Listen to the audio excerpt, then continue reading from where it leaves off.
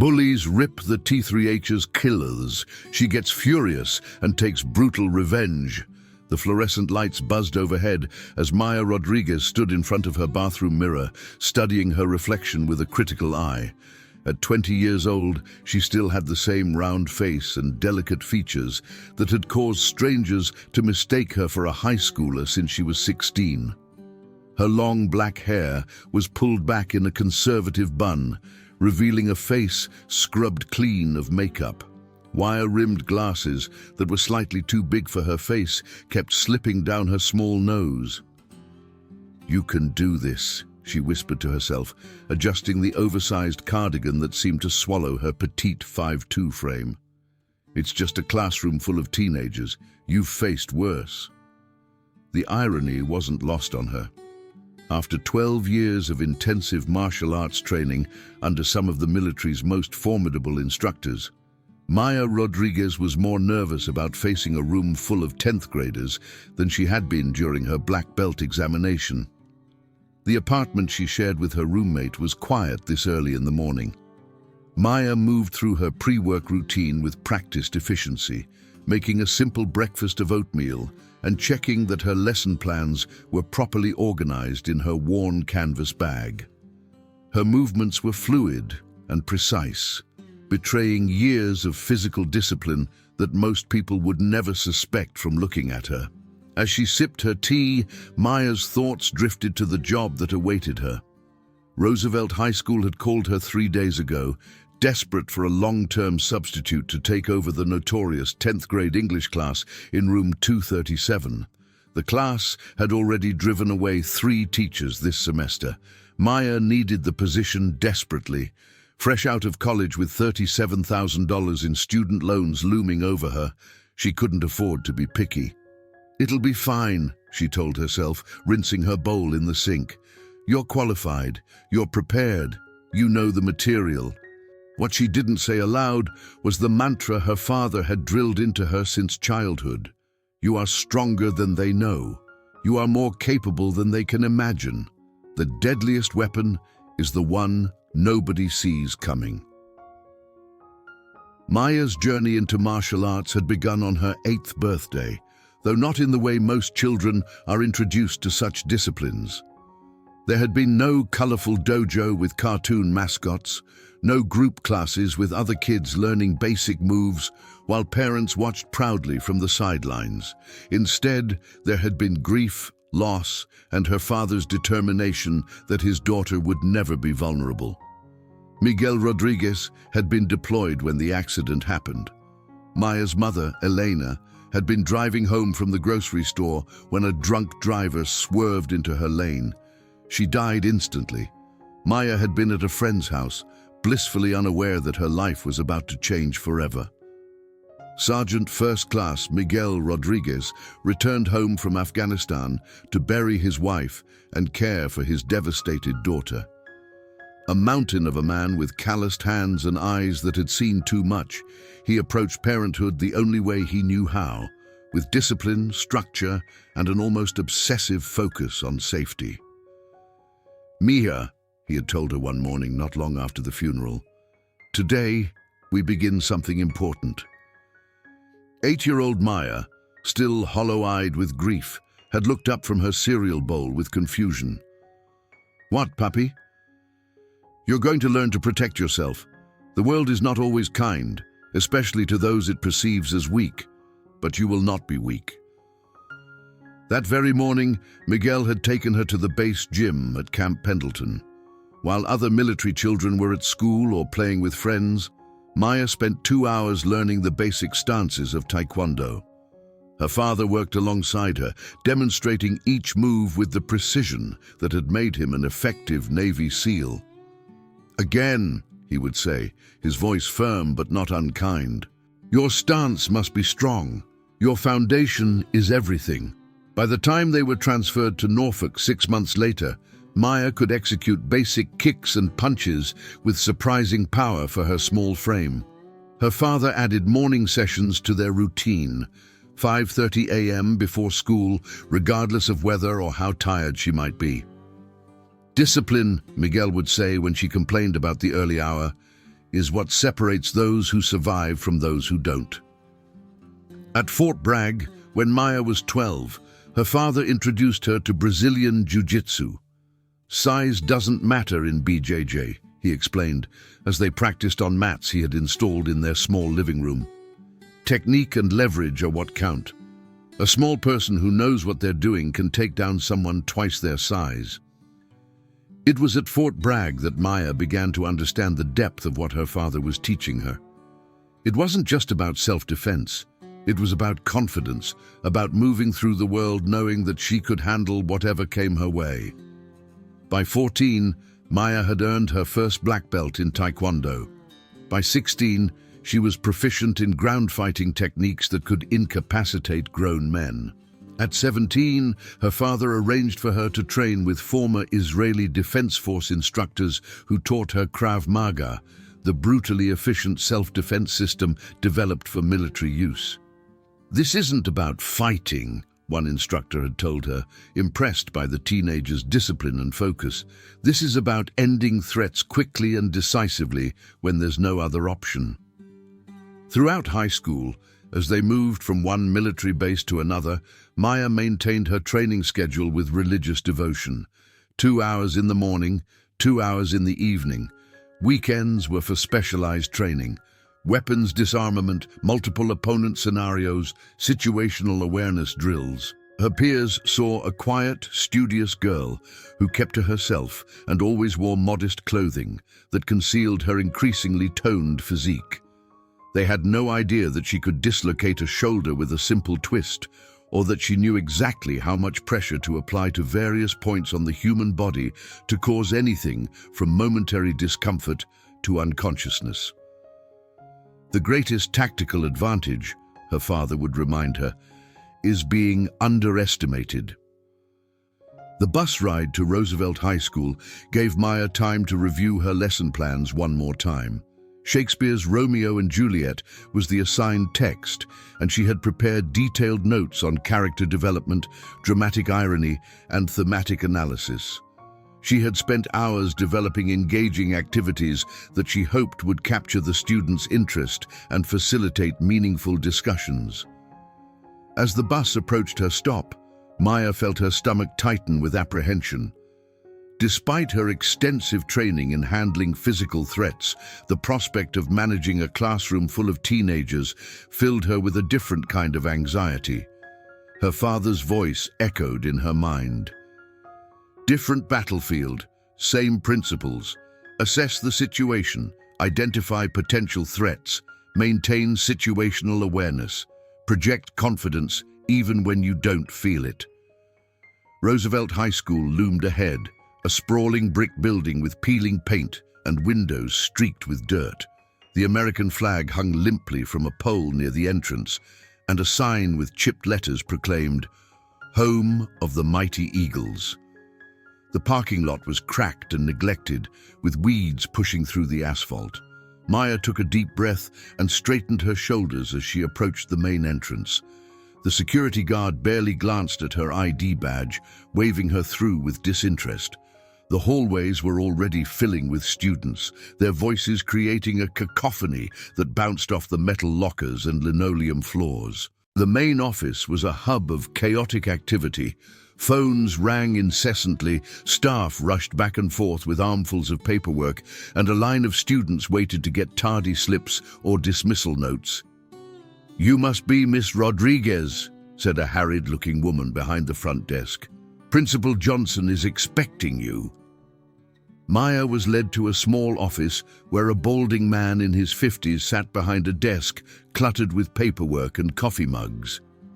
Principal Johnson looked up briefly from his computer screen, offering a perfunctory handshake before gesturing to the chair across from him. "Miss Rodriguez, thank you for coming on such short notice. I'll be frank with you. The class you're taking over has been challenging." He shuffled through some papers, not meeting her eyes. "We've had 3 teachers leave already this semester. Mrs. Cartwell lasted 6 weeks before requesting a transfer to elementary school. Mr. Thompson quit after 3 weeks, and Ms. Foster..." He trailed off, looking uncomfortable. Ms. Foster walked out in the middle of a lesson 9 days after starting, never came back. Maya nodded, keeping her expression neutral despite the warning bells ringing in her head. Can you tell me more about the specific challenges I might face? Principal Johnson sighed, finally looking at her directly. His eyes widened slightly as he seemed to register her youthful appearance and small stature for the first time. How old did you say you were again, Miss Rodriguez? 20, sir. I completed my education degree through an accelerated program. He frowned, clearly skeptical. This is a tough environment, Miss Rodriguez. Some of these kids come from difficult backgrounds. Others have affluent parents who've never told them no. All of them can smell fear like sharks smell blood. Maya met his gaze steadily. I understand, sir. Do you? He leaned back in his chair. Because, forgive me for being blunt, but you look like you could be one of the students. That's going to make establishing authority difficult. I'm aware of how I appear, sir, Maya replied, her voice calm and measured. But I assure you, I'm fully qualified and prepared to handle the position. Principal Johnson seemed unconvinced, but pressed on. Room 237 is on the second floor, East Wing.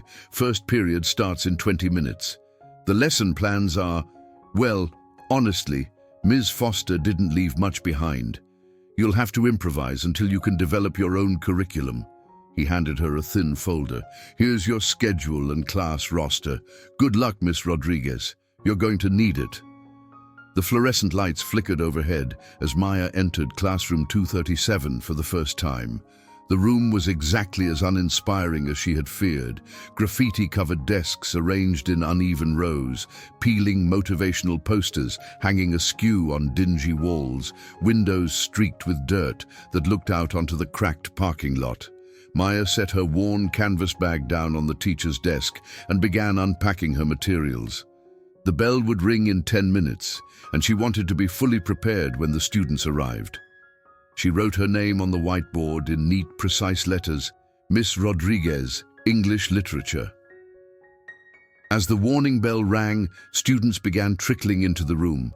Most barely glanced at her, their attention fixed on their phones or conversations with friends. A few did double takes when they saw her, whispering to each other behind their hands. Maya pretended not to notice, continuing to organize her materials with the same methodical precision she applied to her martial arts practice. Her situational awareness, honed through years of training, automatically catalogued potential threats and exits. 3 minutes before the final bell, she identified what her father would have called the primary threat cluster. 3 boys who entered the classroom with the swagger of those who believed themselves untouchable. The leader was tall and athletic, with perfectly styled hair slicked back with expensive gel. His designer sneakers probably cost more than Maya's monthly rent, and his varsity Letterman jacket proclaimed his status as the starting quarterback. This, she surmised, must be Derek Martinez, son of school board member Robert Martinez, according to the notes Principal Johnson had reluctantly shared. Flanking him were 2 others, a smaller boy with sharp features and calculating eyes that assessed her with cold intelligence, and a hulking figure whose massive frame filled the doorway momentarily as he entered. Tommy Chen and Brad Williams, according to her roster. The triumvirate that had reportedly broken 3 teachers already this semester. Maya continued organizing her lesson materials, pretending not to notice as Derek made a show of looking her up and down before turning to his friends with an exaggerated expression of disbelief. "Great, another baby teacher," Derek announced loudly, his voice carrying clearly across the room and causing several students in the front rows to turn around and snicker. "What is she, like 16? Did they hire her straight out of high school?" The class erupted in laughter, and Maya felt her cheeks burn with embarrassment as she fumbled with her lesson plan folder. It was an instinctive reaction, one she immediately recognized and controlled, just as she had been trained to do when taking a hit during sparring. Center yourself. Breathe. Don't show weakness. She cleared her throat and addressed the class, her voice quieter than she intended. Good morning, everyone. My name is Miss Rodriguez, and I'll be your English teacher for the remainder of the semester. Today, we'll be discussing Shakespeare's approach to character development in Romeo and Juliet. Derek's voice cut through her words like a knife through butter. Miss, are you sure you're old enough to be here? Maybe you should be sitting with us students instead.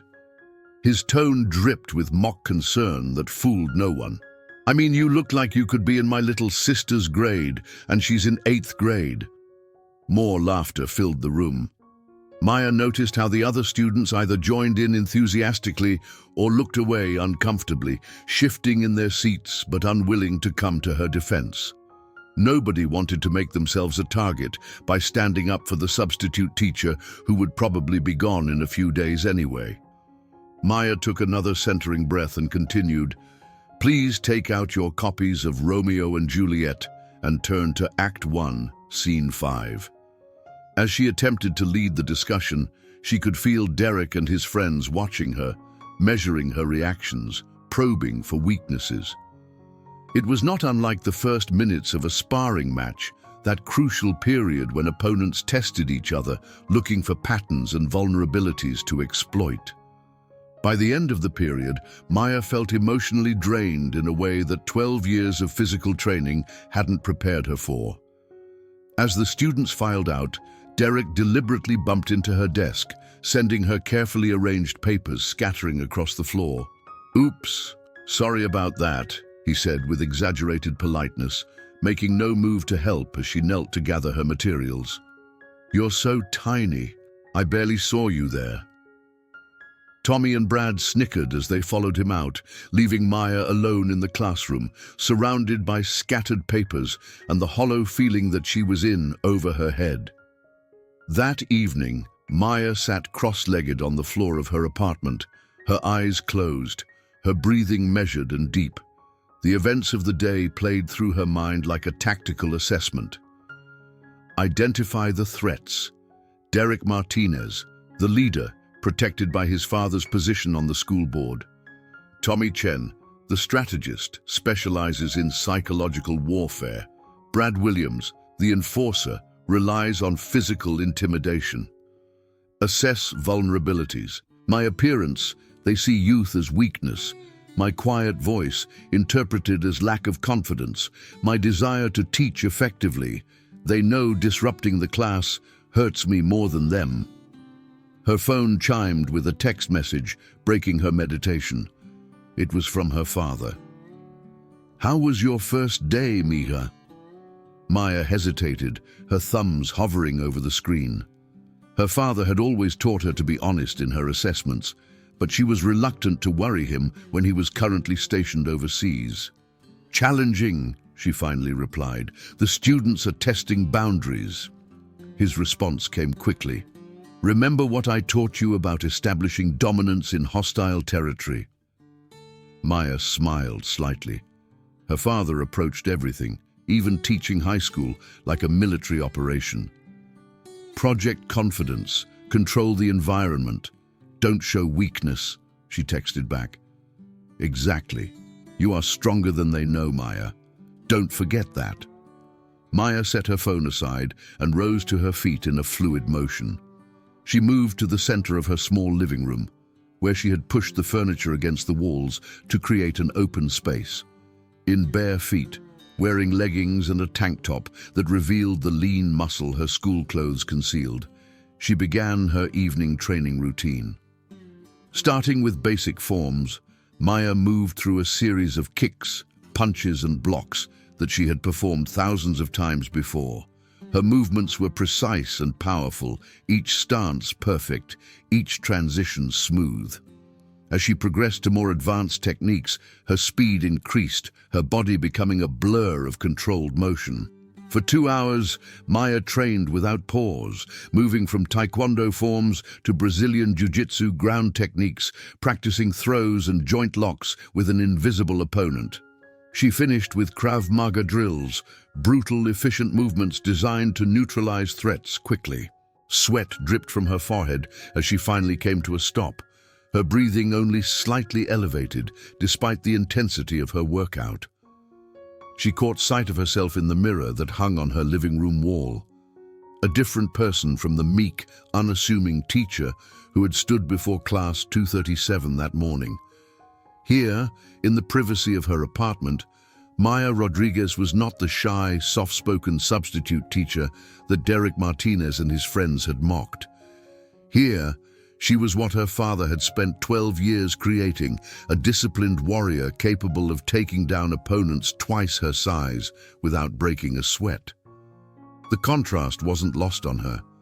For years, she had maintained these two separate identities: the quiet, studious girl who avoided confrontation, and the trained fighter who could end a physical threat in seconds.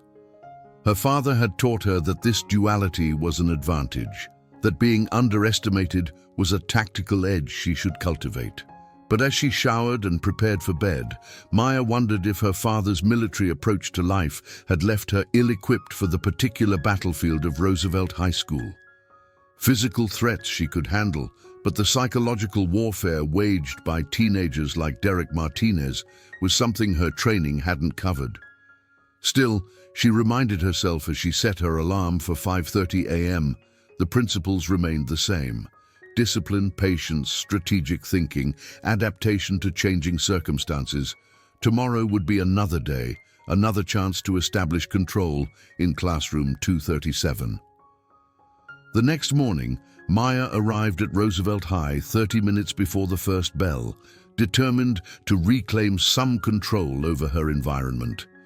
She rearranged the desks in classroom 237, creating a semicircle that would allow her to maintain eye contact with all students and eliminate the back corner where Derek and his friends had established their territory. She wrote the day's objectives on the whiteboard in clear, organized sections and prepared handouts for a small group activity she hoped would engage the class in meaningful discussion about the text. As students began filing in, many looked confused by the new arrangement. Some hesitated in the doorway before reluctantly taking seats in the new configuration. Maya greeted each student by name, referring to the roster she had memorized the night before, another skill her father had taught her. Know the terrain, know the players. Information is tactical advantage. 7 minutes after the final bell, just as she was beginning to think they might not show, Derek, Tommy, and Brad sauntered into the classroom. They stopped short when they saw the new arrangement, exchanging glances that communicated their displeasure at finding their usual seats unavailable. "You're late," Maya said, her voice calm but firm. "Please take seats so we can continue with our lesson." Derek's eyes narrowed slightly, but he moved toward an empty desk near the front of the room, Tommy and Brad following his lead.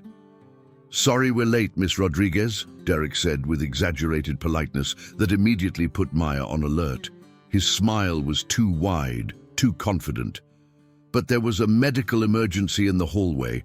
Someone spilled their lunch, and we had to make sure nobody slipped and got hurt. We're just being good citizens." The transparent lie was delivered with such mock sincerity that Maya couldn't call him out without seeming petty. Several students snickered behind their hands. "How considerate," Maya replied neutrally. "Now, as I was saying, today we'll be examining the concept of fatal flaws in Shakespeare's characters. I'd like you to form groups of 4 and discuss the worksheet I'm distributing." As she moved around the room handing out materials, Derek deliberately bumped into her, causing her to drop several sheets of paper. "Oops," he said with false concern. "Let me help you with that." Before Maya could respond, Tommy had accidentally knocked over a stack of books on her desk, sending them crashing to the floor with a loud thud that startled several students. "Wow, Miss Rodriguez, you should be more careful with your stuff," Tommy commented loudly. "That desk is way too small for all those books." Maya felt her heart rate increase slightly, not from fear, but from the controlled anger she had been taught to harness during training. She bent to gather the fallen books, maintaining her composure through sheer discipline. "Thank you for your concern," she said evenly. "Now, please return to your seat and begin the assignment." The rest of the class period continued in similar fashion. A carefully orchestrated series of disruptions and provocations designed to undermine her authority and test her limits. By the time the bell rang, Maya had managed to salvage only about 15 minutes of actual instructional time from the 50-minute period. As the students filed out, Derek paused by her desk. "You know," he said in a conversational tone that only she could hear, "the last teacher was gone after 9 days. I bet you won't last a week." Maya met his gaze steadily, calling on years of facing down more intimidating opponents in sparring matches. "I'm not going anywhere, Derek." Something flickered in his eyes, surprise perhaps at her direct challenge, before he shrugged and followed his friends out of the classroom. Alone again, Maya closed her eyes briefly and drew on the centering techniques she had practiced since childhood. The physical part of her wanted to respond to their provocations with the skills she had spent years honing, to show these boys exactly who they were dealing with. But violence, her father had always emphasized, was a last resort, to be used only when all other options had been exhausted. "There are many ways to fight a battle," he had told her. "Sometimes the strongest move is to absorb an attack without retaliating, to let your opponent exhaust themselves while you conserve your energy." Maya opened her eyes, resolve hardening within her. Derek Martinez and his friends thought they were dealing with an easy target, a young, inexperienced teacher they could bully into quitting. They had no idea that they were challenging someone who had been training for confrontation her entire life. She might not be able to use her physical skills in this particular battle, but the mental discipline, the strategic thinking, the ability to endure discomfort and maintain focus under pressure, these weapons were still very much at her disposal. Days turned into weeks, and the pattern established that first week continued with military precision. Derek and his friends arrived exactly 7 minutes late every day, making elaborate excuses that disrupted the entire class and forced Maya to restart her lessons. They accidentally knocked over her books, scattered her handouts, and made loud, disruptive comments during quiet reading times. Maya documented each incident meticulously, submitting detailed reports to the administration. But Principal Johnson seemed more interested in avoiding parent complaints than supporting his temporary faculty. "You need to establish better classroom management," he told Maya during their brief meeting, his tone suggesting that the problem was entirely her fault. "These boys are just testing boundaries like teenagers do. Show them you're in charge. Maybe try being a little more strict, a little more authoritative. Sometimes you have to raise your voice to get their attention." Maya left his office with the clear understanding that no help would be coming from that quarter. If she was going to survive at Roosevelt High, she would have to do it on her own. The harassment moved beyond the classroom and began to infiltrate every aspect of Maya's daily routine. In the narrow hallways between classes, Derek would bump into her hard enough to make her stumble and drop her materials, then apologize with elaborate mock sincerity. "Sorry, Miss Rodriguez. Didn't see you there. You're so tiny. Maybe you should wear bright colors so people can spot you easier. Or maybe carry a little flag so we know where you are." The hallways would echo with laughter from students who witnessed these encounters, and Maya learned to hug the walls and time her movements to avoid peak traffic periods. During lunch duty, Tommy would make loud comments about her eating habits that carried across the entire cafeteria. "Look at the baby teacher with her little sandwich cut into triangles," he would announce to his table of friends, his voice projecting clearly across the room. "Does your mommy pack your lunch for you? Did she leave you a nice note telling you to have a good day at school?" Other students would turn to stare, some laughing openly, while others watched with uncomfortable expressions, unsure whether to intervene or pretend they hadn't heard anything. Through it all, Maya maintained her composure, drawing on the mental discipline that had been as much a part of her training as the physical techniques. Each night, she trained in her apartment, pushing her body to its limits, channeling her frustration into precise, controlled movements rather than the emotional outbursts her tormentors were hoping to provoke. During one particularly grueling session, as she executed a complex series of kicks that would have impressed her most demanding instructors, Maya's phone rang. Seeing her father's name on the screen, she paused her workout and answered, "Hola, papi." "Maya." Her father's voice was warm but concerned. "You sound out of breath. Training?" "Yes." She grabbed a towel and wiped sweat from her forehead. "Just finished a kicking series." "Good. Keeping up with your training is important." There was a pause. "How is the teaching position?" Maya hesitated. She had been deliberately vague about the challenges she was facing in her texts and emails, not wanting to worry him while he was deployed. But her father had always had an uncanny ability to sense when she was holding something back. "It's challenging," she admitted. "There are some students who are determined to make things difficult." "Tell me," her father said, his tone shifting subtly to what Maya thought of as his mission briefing voice. So she did. She described Derek, Tommy, and Brad in detail, their tactics, their apparent immunity from consequences due to Derek's father's position, the escalating nature of their harassment. She explained Principal Johnson's unhelpful response and the way the other students either joined in or remained silent bystanders.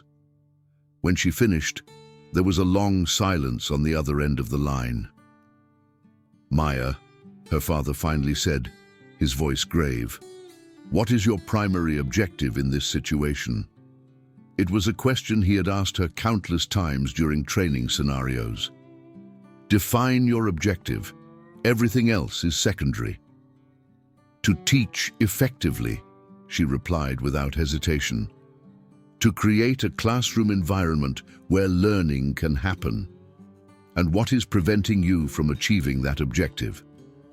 "The disruptive behavior of these three students and the way it influences the rest of the class."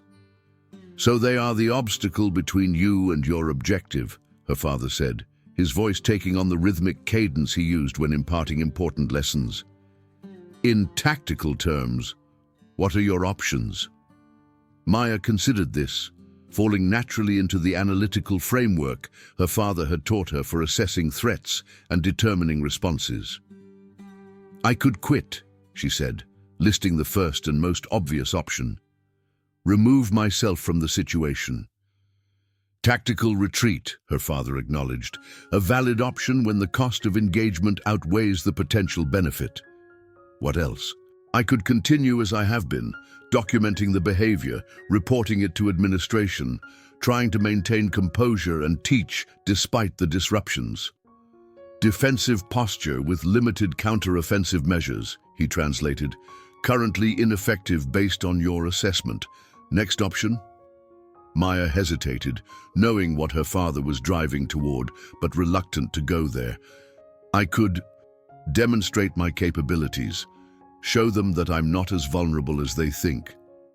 There was a pause on the other end of the line. "Maya," her father said finally, his voice gentler than before, "why did I train you all these years?" "To protect myself," she answered automatically. "Yes, but more specifically?" Maya closed her eyes, remembering the countless times her father had emphasized this point during their training sessions. "To protect myself from those who would cause me harm because they perceive me as weak or vulnerable." "Exactly." There was another pause. "I'm not suggesting you harm these boys, Maya. Violence is always the last resort, used only when necessary to protect yourself or others from imminent physical danger. But there is a middle ground between being a victim and being an aggressor." "What do you mean?" "Sometimes," her father said carefully, "simply letting people know that you can defend yourself is enough to prevent a situation from escalating to the point where you actually need to. The psychology of predators, whether they're on a battlefield or in a high school classroom, is remarkably consistent. They target those they perceive as weak and avoid those they perceive as capable of effective resistance." Maya considered this. Her father wasn't suggesting she use physical force against Derek and his friends, which would be both professionally and ethically wrong, but rather that she find a way to communicate that she wasn't as helpless as they assumed. "I understand, Papi. Thank you." "Maya," her father said before ending the call, "remember what I've always taught you. The greatest power often lies in restraint, knowing what you're capable of, but choosing when and how to reveal it. True strength isn't about dominating others. It's about maintaining your integrity and purpose in the face of those who would undermine you." After the call ended, Maya returned to her training with renewed focus. Her father's words had clarified something for her. The skills she had developed weren't just about physical self-defense. They were about carrying herself through the world with the quiet confidence that came from knowing she could handle whatever came her way. The next morning, as she prepared for another day at Roosevelt High, Maya made a subtle change to her usual routine. Instead of hiding her physical conditioning under loose, shapeless clothing, she chose a professional but more fitted blouse that hinted at the lean muscle beneath. She removed her glasses, opting for contact lenses instead, and wore her long black hair in a simple ponytail rather than the severe bun she had adopted in an attempt to look older. The changes were subtle, nothing inappropriate for a teacher, but they reflected a shift in Maya's mindset. She was done trying to be someone she wasn't. She was 20 years old, yes, and petite in stature, but she was also stronger and more capable than anyone at Roosevelt High could possibly imagine. As she caught her reflection in the mirror before leaving her apartment, Maya saw something new in her own eyes, a quiet determination that went beyond mere survival. Derek Martinez and his friends had pushed her to her limits, testing her restraint and discipline in ways that even her father's rigorous training hadn't prepared her for. But Maya Rodriguez had been preparing for difficult battles her entire life, and while she hoped it wouldn't come to a direct confrontation, she was ready if it did. Ready to show Derek, Tommy, and Brad, and everyone else at Roosevelt High, exactly who they had been underestimating all this time. The deadliest weapon, after all, was the one nobody saw coming. The hallway of Roosevelt High School fell silent as Derek Martinez strutted through the corridor, his varsity Letterman jacket a badge of honor in the social hierarchy. Flanking him were his two loyal lieutenants, Tommy Chen, whose slender frame belied his razor-sharp mind, and Brad Williams, whose massive shoulders and hands like dinner plates were enough to make most students press themselves against the lockers as the trio passed. "Check it out," Derek nudged Tommy, nodding toward a notice on the bulletin board. "Another teacher for 237. Tommy squinted at the small announcement. "Ms. Maya Rodriguez will be taking over 10th grade English, room 237, effective immediately." "Third one this semester," Tommy remarked, his lips curling into a calculating smile. "Cartwell lasted 6 weeks. Thompson made it 3. Foster, what was it? 9 days. 8.5, Brad corrected, cracking his knuckles with a sound like popping bubble wrap. "She ran out crying during 4th period." Derek's perfect smile widened as he ripped the notice from the board and crumpled it into a ball. "Let's see if we can break our record. I'm thinking 5 days, tops."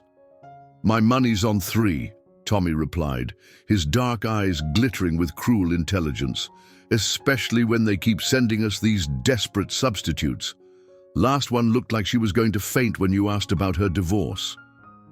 The 3 boys laughed as they continued down the hallway, students parting before them like water around the bow of a ship. Their reputation at Roosevelt High was legendary, the untouchable trio who had made it their mission to drive out any teacher unlucky enough to be assigned to room 237. Derek Martinez was the undisputed leader, his position secured by a combination of athletic prowess, family influence, and the kind of casual cruelty that passed for charisma in high school. As the only son of Robert Martinez, chairman of the school board and the budget committee that determined teacher salaries, Derek operated with the confidence of someone who knew there would never be real consequences for his actions. Tommy Chen served as the strategic mastermind, his smaller stature offset by a psychological insight that allowed him to identify and exploit the insecurities of any authority figure within minutes of meeting them.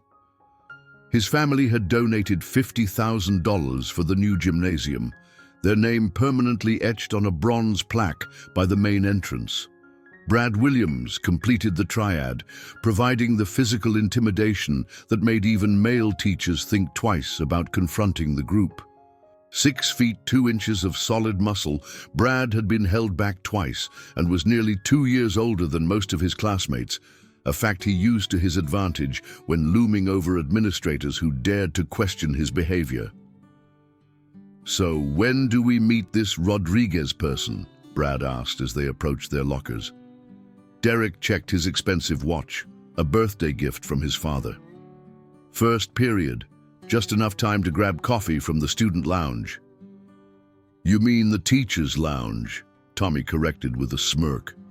Derek shrugged. "Same thing. They stopped trying to keep me out last semester." The warning bell rang as they took their time walking to the east wing of the building, deliberately arriving 7 minutes after the final bell. A carefully calculated delay that would disrupt the class without being quite long enough to trigger an automatic detention. When they pushed open the door to room 237, Derek paused briefly, sizing up the young woman writing on the whiteboard. She was tiny, barely 5 feet tall in her modest flats, with oversized wire-rimmed glasses that slipped down her nose as she wrote. Her long black hair was pulled back in a conservative bun, and her cardigan seemed to swallow her small frame completely. Derek exchanged a glance with Tommy, both of them barely containing their delight. This one would be even easier than they'd anticipated. "Great, another baby teacher," Derek announced loudly, his voice carrying clearly across the room. Several students in the front rows turned to look, already snickering in anticipation. "What is she, like 16? Did they hire her straight out of high school?" The young teacher turned around, her cheeks flushing as the class erupted in laughter. She fumbled with her folder, clearly thrown off balance by the sudden attack. "Good morning," she said, her voice so soft it was nearly lost in the ambient noise of the classroom. "My name is Miss Rodriguez, and I'll be your English teacher for the remainder of the semester. Today, we'll be discussing Shakespeare's approach to character development in Romeo and Juliet." Derek didn't let her finish. "Miss, are you sure you're old enough to be here?" he called out, his tone dripping with mock concern. "Maybe you should be sitting with us students instead. I mean, you look like you could be in my little sister's grade and she's in 8th grade. More laughter filled the room as the teacher, Miss Rodriguez, tried to regain control of the class. Derek leaned back in his seat, arms crossed over his chest, watching with satisfaction as her carefully prepared lesson plan began to crumble before it had even started. This was going to be fun. "Did you see her face when I asked if she was old enough to be here?" Derek chuckled, taking a bite of his gourmet sandwich in the cafeteria later that day. His lunch, packed by the family's housekeeper, was a stark contrast to the institutional food on most students' trays. Tommy nodded, his eyes scanning the cafeteria with calculating precision. Classic insecurity. Hit her right where it hurts. She's already self-conscious about looking young. Perfect target. Brad, demolishing his 3rd slice of pizza, grunted in agreement. "How long you think she'll last?" "1 week, Derek said confidently. 2, tops. She's even more pathetic than the last one." "Don't underestimate her yet," Tommy cautioned, always the strategist. "The quiet ones sometimes have more backbone than you'd think. Remember Johnson from last year? Looked like a pushover until he started writing everyone up." Derek's eyes narrowed at the memory. Johnson had been a rare miscalculation, a seemingly timid math teacher who turned out to have connections to the superintendent. It had taken Derek's father 3 parent-teacher conferences and a sizable donation to the school's STEM program to smooth that situation over. "Fair point," Derek conceded. We'll need to escalate faster this time, establish dominance early so she knows exactly who's running that classroom. Speaking of which, Tommy said, nodding toward the far end of the cafeteria where Miss Rodriguez had just entered for lunch duty. Perfect opportunity for Phase 2. Derek's smile turned predatory as he watched the young teacher take her position near the salad bar, a small container of what looked like homemade soup in her hands. "Brad," he said quietly, "get ready to create a distraction by the drink machines. Tommy, make sure Reynolds has his phone ready to record. I'll handle the rest." The trio split up, moving with the practiced coordination of predators who had hunted together many times before. Brad lumbered toward the drink dispensers while Tommy slipped over to a table of sophomore girls, whispering something that made them giggle and reach for their phones. Derek timed his approach perfectly, waiting until Miss Rodriguez had just lifted a spoonful of soup to her mouth before calling out loudly enough for half the cafeteria to hear. "Hey, Miss Rodriguez, question about the homework." As she turned, startled by the sudden address, Derek deliberately bumped into her, not hard enough to make it obvious to observers, but with enough force to send the soup splashing down the front of her white blouse. "Oops!" Derek exclaimed with exaggerated concern that didn't reach his eyes. "I'm so sorry, Miss Rodriguez. I didn't see you there. You're just so tiny." The teacher stood frozen, soup dripping from her chin and spreading a dark stain across her chest as students at nearby tables began to point and laugh. Tommy had orchestrated his part perfectly. At least a dozen phones were now recording the humiliation from various angles. "Here, let me help," Derek offered, grabbing a handful of napkins and making a show of trying to dab at the stain, forcing Miss Rodriguez to step back awkwardly. "No, thank you," she said quietly, her voice tight with controlled emotion. "I can manage." "Are you sure?" "I feel terrible about this," Derek continued, his performance of remorse so convincing that a passing teacher gave him an approving nod for his apparent helpfulness. Miss Rodriguez merely nodded, gathered what dignity she could, and headed toward the exit, the laughter following her out of the cafeteria. "That," Tommy said as he rejoined Derek, "was masterful, simple, effective, and completely deniable." "I was just trying to help, Principal Johnson," he mimicked with perfect innocence. Derek accepted the compliment with a modest shrug, though his eyes gleamed with satisfaction. "Now we wait. If she's smart, she'll call in sick tomorrow and never come back." But to their surprise, Miss Rodriguez was at her desk the next morning when they sauntered in 7 minutes late, a fresh blouse replacing the soup-stained one, her expression revealing nothing of the previous day's humiliation. "You're late," she said simply.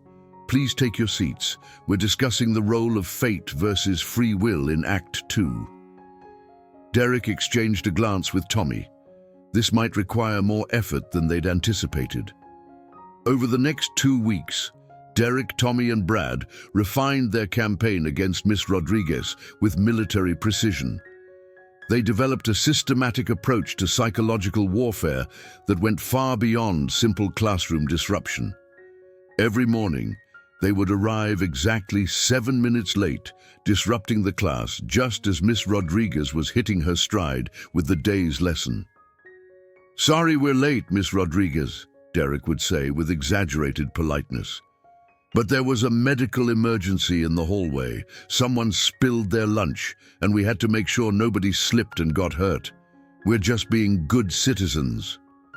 The transparent lies were delivered with such mock sincerity that Miss Rodriguez couldn't call them out without seeming petty, and the rest of the class would snicker at her obvious frustration. Between periods, they would station themselves near her classroom door, forcing her to squeeze past them while they made barely audible comments about her appearance and teaching ability. "She's so small you could probably pick her up with one hand," Brad would mutter just loud enough for her to hear. "I bet she weighs less than my backpack." They would accidentally knock her books off the desk while walking by, sending carefully organized lesson plans scattering across the floor and forcing Miss Rodriguez to scramble to collect them while maintaining her composure in front of 30 watching teenagers. "Oh no, I'm so sorry," Derek would exclaim, kneeling to help gather the papers while simultaneously mixing them up further. "Let me help you with that, Miss Rodriguez. It must be hard trying to keep things organized when you're so inexperienced."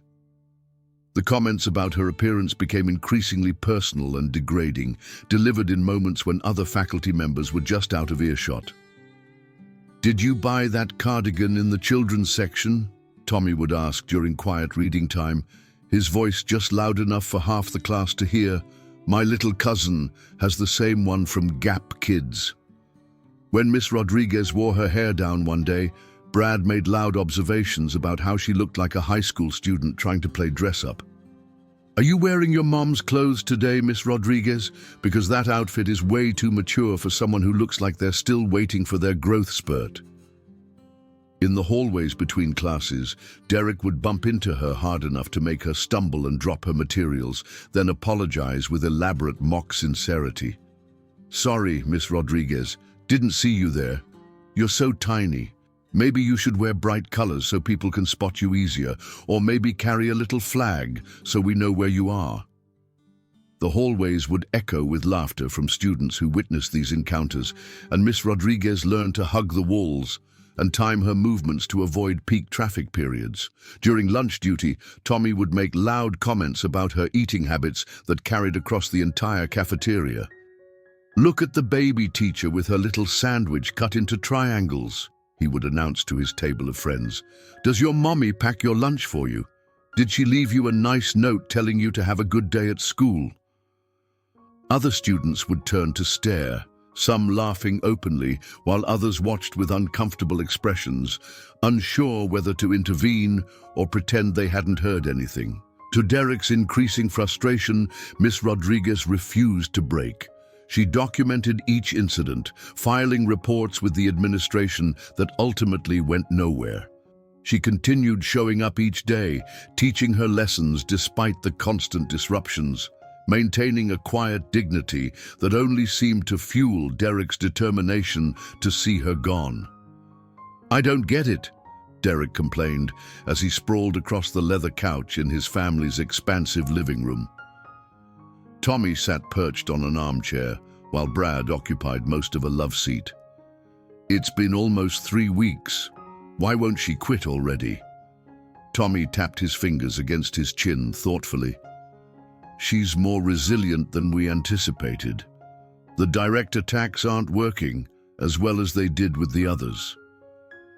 "Maybe we need to go bigger," Brad suggested, crushing an empty soda can in his massive fist.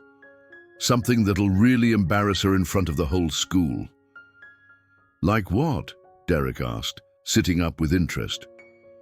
Tommy's eyes took on that calculating look that both his friends recognized, the expression that meant he was formulating a particularly effective strategy. "We need to understand what we're dealing with," he said slowly. "What do we actually know about Miss Rodriguez?" Derek shrugged. "She's young, probably fresh out of college. Looks like she's about 12.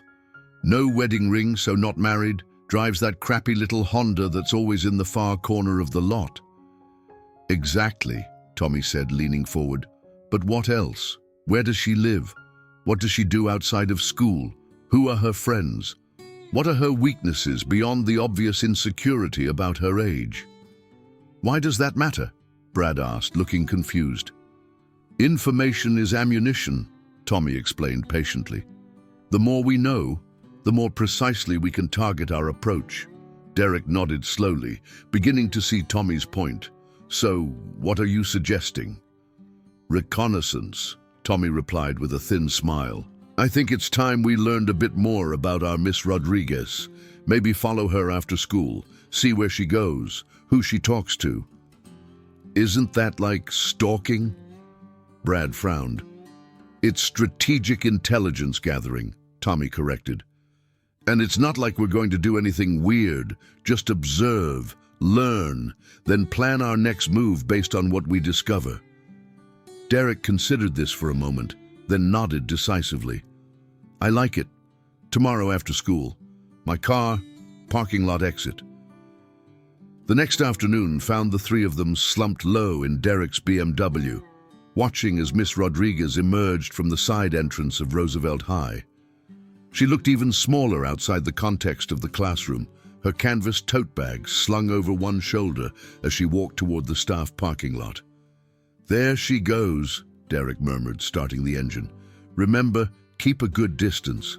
We don't want her to spot us.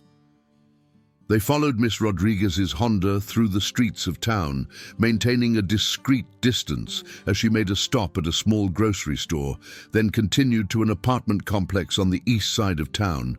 Not the worst neighborhood, but definitely not among the more affluent areas where Derek and Tommy lived. Huh, Derek commented as they watched her park and enter a building. Building C looks like apartment 212 from here. Middle-class housing, Tommy observed. Probably all she can afford on a substitute salary. Good to know. What's good to know about where she lives? Brad asked, still not entirely on board with this new approach. Tommy sighed, as if explaining to a particularly slow child. Context, Brad. We're building a profile. The more we understand about her life, the more leverage we have. They watched as Miss Rodriguez emerged from her apartment 20 minutes later, now dressed in workout clothes, leggings and a tank top that revealed surprisingly toned arms for someone so petite. Where's she going now? Brad wondered aloud. Let's find out, Derek replied, putting the car back in drive. They followed her to a small gym several blocks away, parking across the street and watching as she entered. Should we go in? Brad asked. Derek shook his head. Too obvious. Let's just make a note. She works out after school. Another piece of the puzzle. After an hour, Miss Rodriguez emerged from the gym, her hair damp with sweat, but her posture straight and energetic, quite different from the hesitant, shrinking presence she projected at school. Interesting, Tommy murmured. She carries herself differently outside of Roosevelt. What does that tell us? Derek asked, genuinely curious about Tommy's analysis. That the insecurity we see at school might be situational rather than inherent, Tommy replied, which means we need to keep the pressure specifically on her professional identity. That's where she's vulnerable. They continued their surveillance for another hour, following Miss Rodriguez to a coffee shop where she spent 45 minutes grading papers, then back to her apartment as darkness fell. I think we've seen enough for today, Derek decided as they pulled away from the apartment complex. Tomorrow we'll implement the next phase. Which is? Brad asked. Derek's smile was cold in the dim light of the car's interior. Isolation. We make sure the rest of the faculty sees her as incompetent, spread rumors that she cries in the supply closet between classes, that she can't control the students, that she's in over her head. Social undermining, Tommy nodded approvingly. Cut off potential allies. Very effective.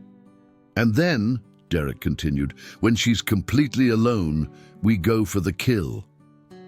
The rumors spread through Roosevelt High with the efficiency of a well-oiled machine. Derek and Tommy were masters of the whispered comment, the concerned expression, the strategic information dropped into conversations with just the right people. To the math department, they expressed worry about Miss Rodriguez's apparent struggles with classroom management. To the administration, they painted a picture of a young teacher overwhelmed by the demands of the job. To other students, they described a substitute who broke down crying when confronted with difficult questions. By the end of the week, Maya Rodriguez walked the halls of Roosevelt High in a bubble of isolation. Other teachers gave her pitying looks or avoided eye contact altogether. Administrators checked in on her class more frequently, ostensibly to offer support, but actually to monitor for the problems they'd been told about. It's working, Derek observed with satisfaction as he watched Miss Patterson from the math department awkwardly avoid Miss Rodriguez in the faculty lounge. "She's becoming a pariah." Tommy nodded, his dark eyes tracking Miss Rodriguez as she sat alone at a table, picking at her lunch while surreptitiously reviewing lesson notes. "Time for the next level," he suggested. "Something more public." Derek considered this, then smiled as inspiration struck. "I've got the perfect idea. The cafeteria, tomorrow, lunchtime." Tommy raised an eyebrow, waiting for elaboration. "Just make sure everyone has their phones ready to record," Derek said. "This is going to be epic."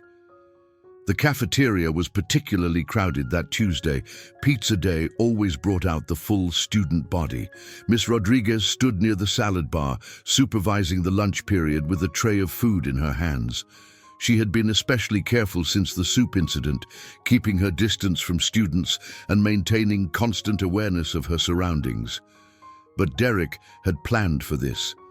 He nodded to Brad, who moved to position himself strategically in Miss Rodriguez's path as she made her way back to the faculty table. Tommy, meanwhile, had ensured that several students had their phones ready, recording apps open and waiting for the signal. Derek timed his approach perfectly. Just as Miss Rodriguez tried to navigate around Brad's imposing form, Derek called out from behind her, "Miss Rodriguez, quick question about the Shakespeare test." She turned, momentarily distracted by the question, and in that split second, Brad shifted his position slightly, not enough to be obvious, but just enough to place his foot directly in her path. The collision was carefully orchestrated and perfectly timed for maximum impact and witness coverage.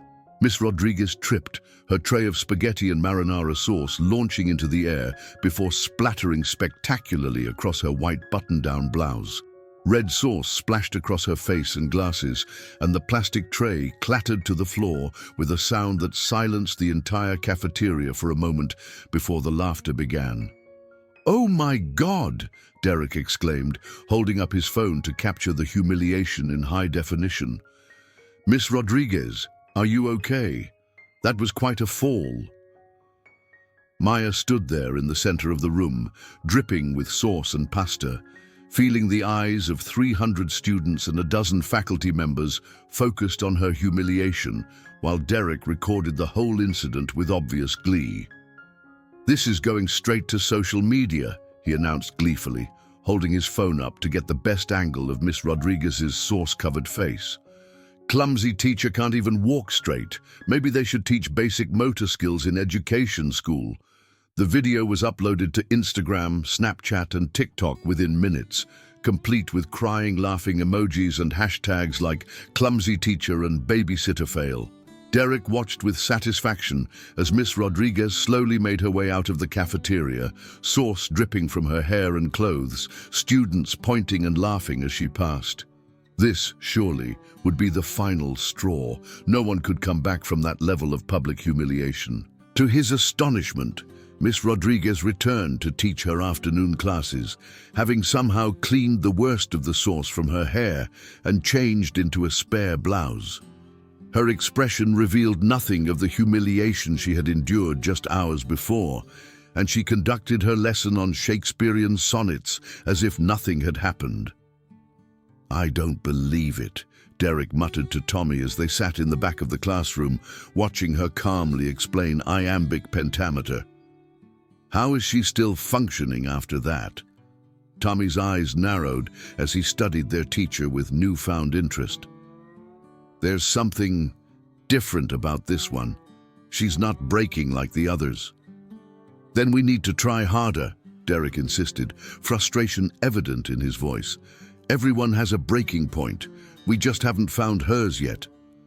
That evening in the Martinez family's expansive dining room, Derek picked at his dinner while his parents discussed school board politics.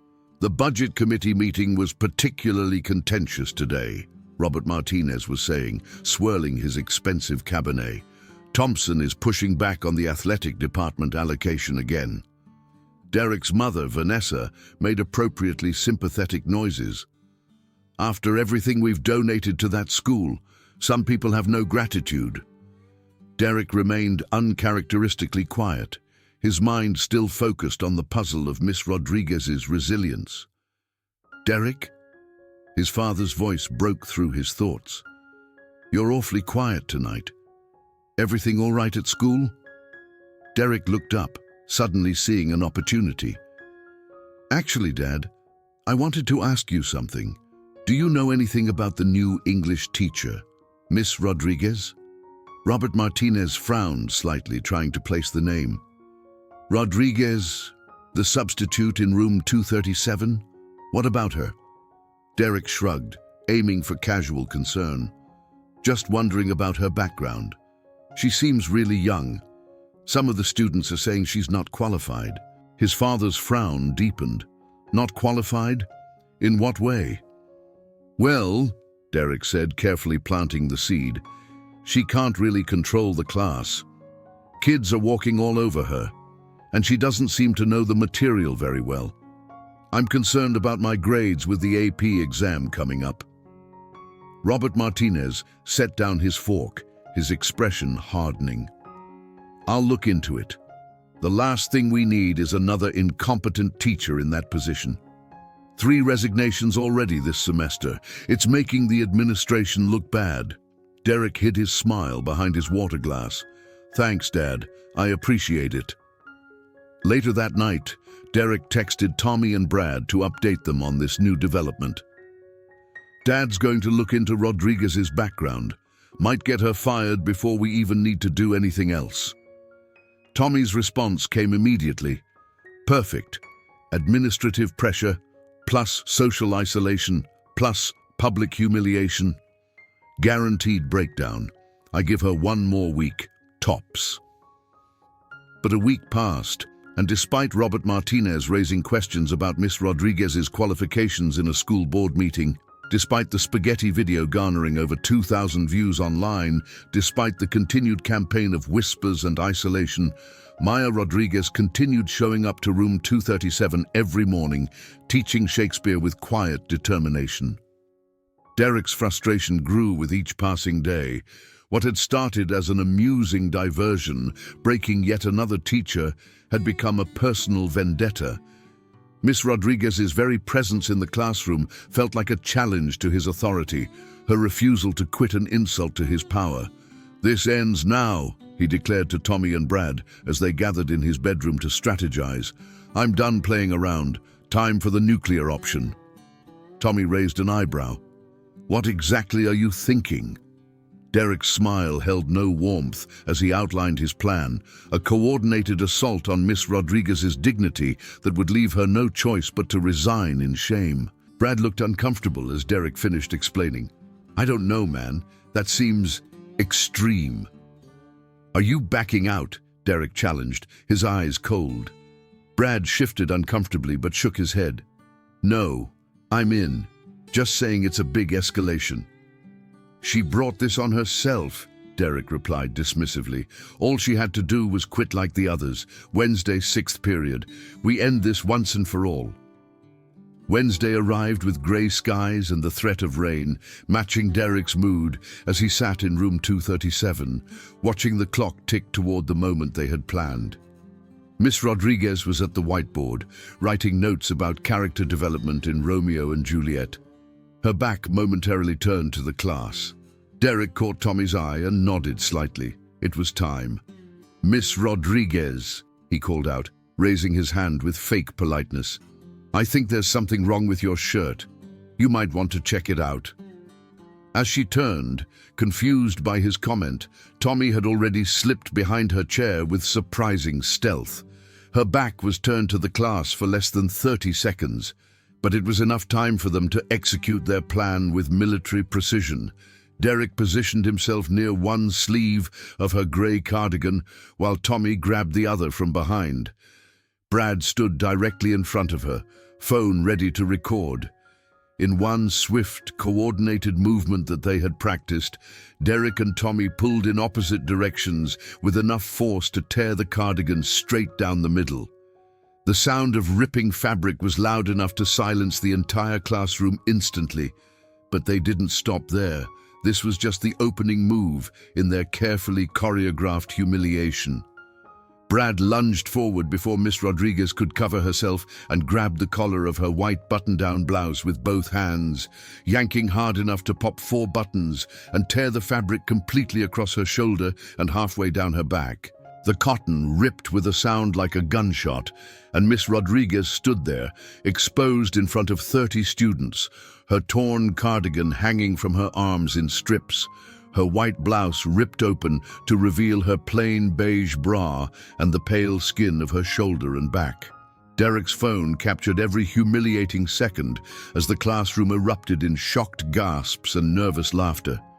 Some students immediately looked away in embarrassment, others stared in stunned silence, and a few took out their own phones to record secondary videos of the incident. "Oops," Derek said with a smirk that showed he felt no remorse whatsoever, still recording with his phone. "Looks like the baby teacher had a wardrobe malfunction. Maybe you should shop in the adult section next time instead of shopping in the kids department." Tommy laughed and added his own commentary for the video. "I guess someone forgot to buy grown-up clothes when they started pretending to be a real teacher." Derek expected tears, expected Miss Rodriguez to run from the room in humiliation, expected his final victory over the stubborn substitute who had refused to break under weeks of psychological warfare. What he did not expect was the change that came over Maya Rodriguez in that moment, a transformation so sudden and complete that it froze the laughter in his throat. Her posture shifted from defensive to predatory in a heartbeat. Her shoulders squared, her stance widened, and her eyes took on a cold, calculating look that made several students instinctively lean back in their seats.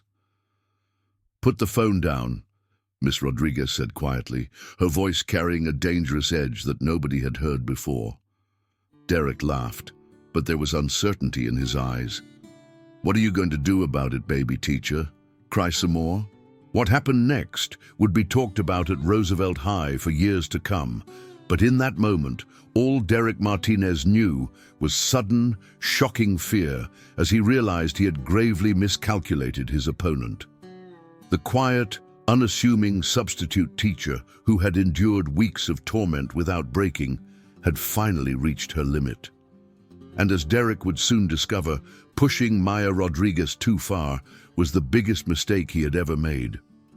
The October sky outside the windows of room 237 hung grey and threatening, casting a dull pallor over the classroom that matched Maya Rodriguez's mood. 3 weeks and 2 days. That's how long she had managed to endure at Roosevelt High.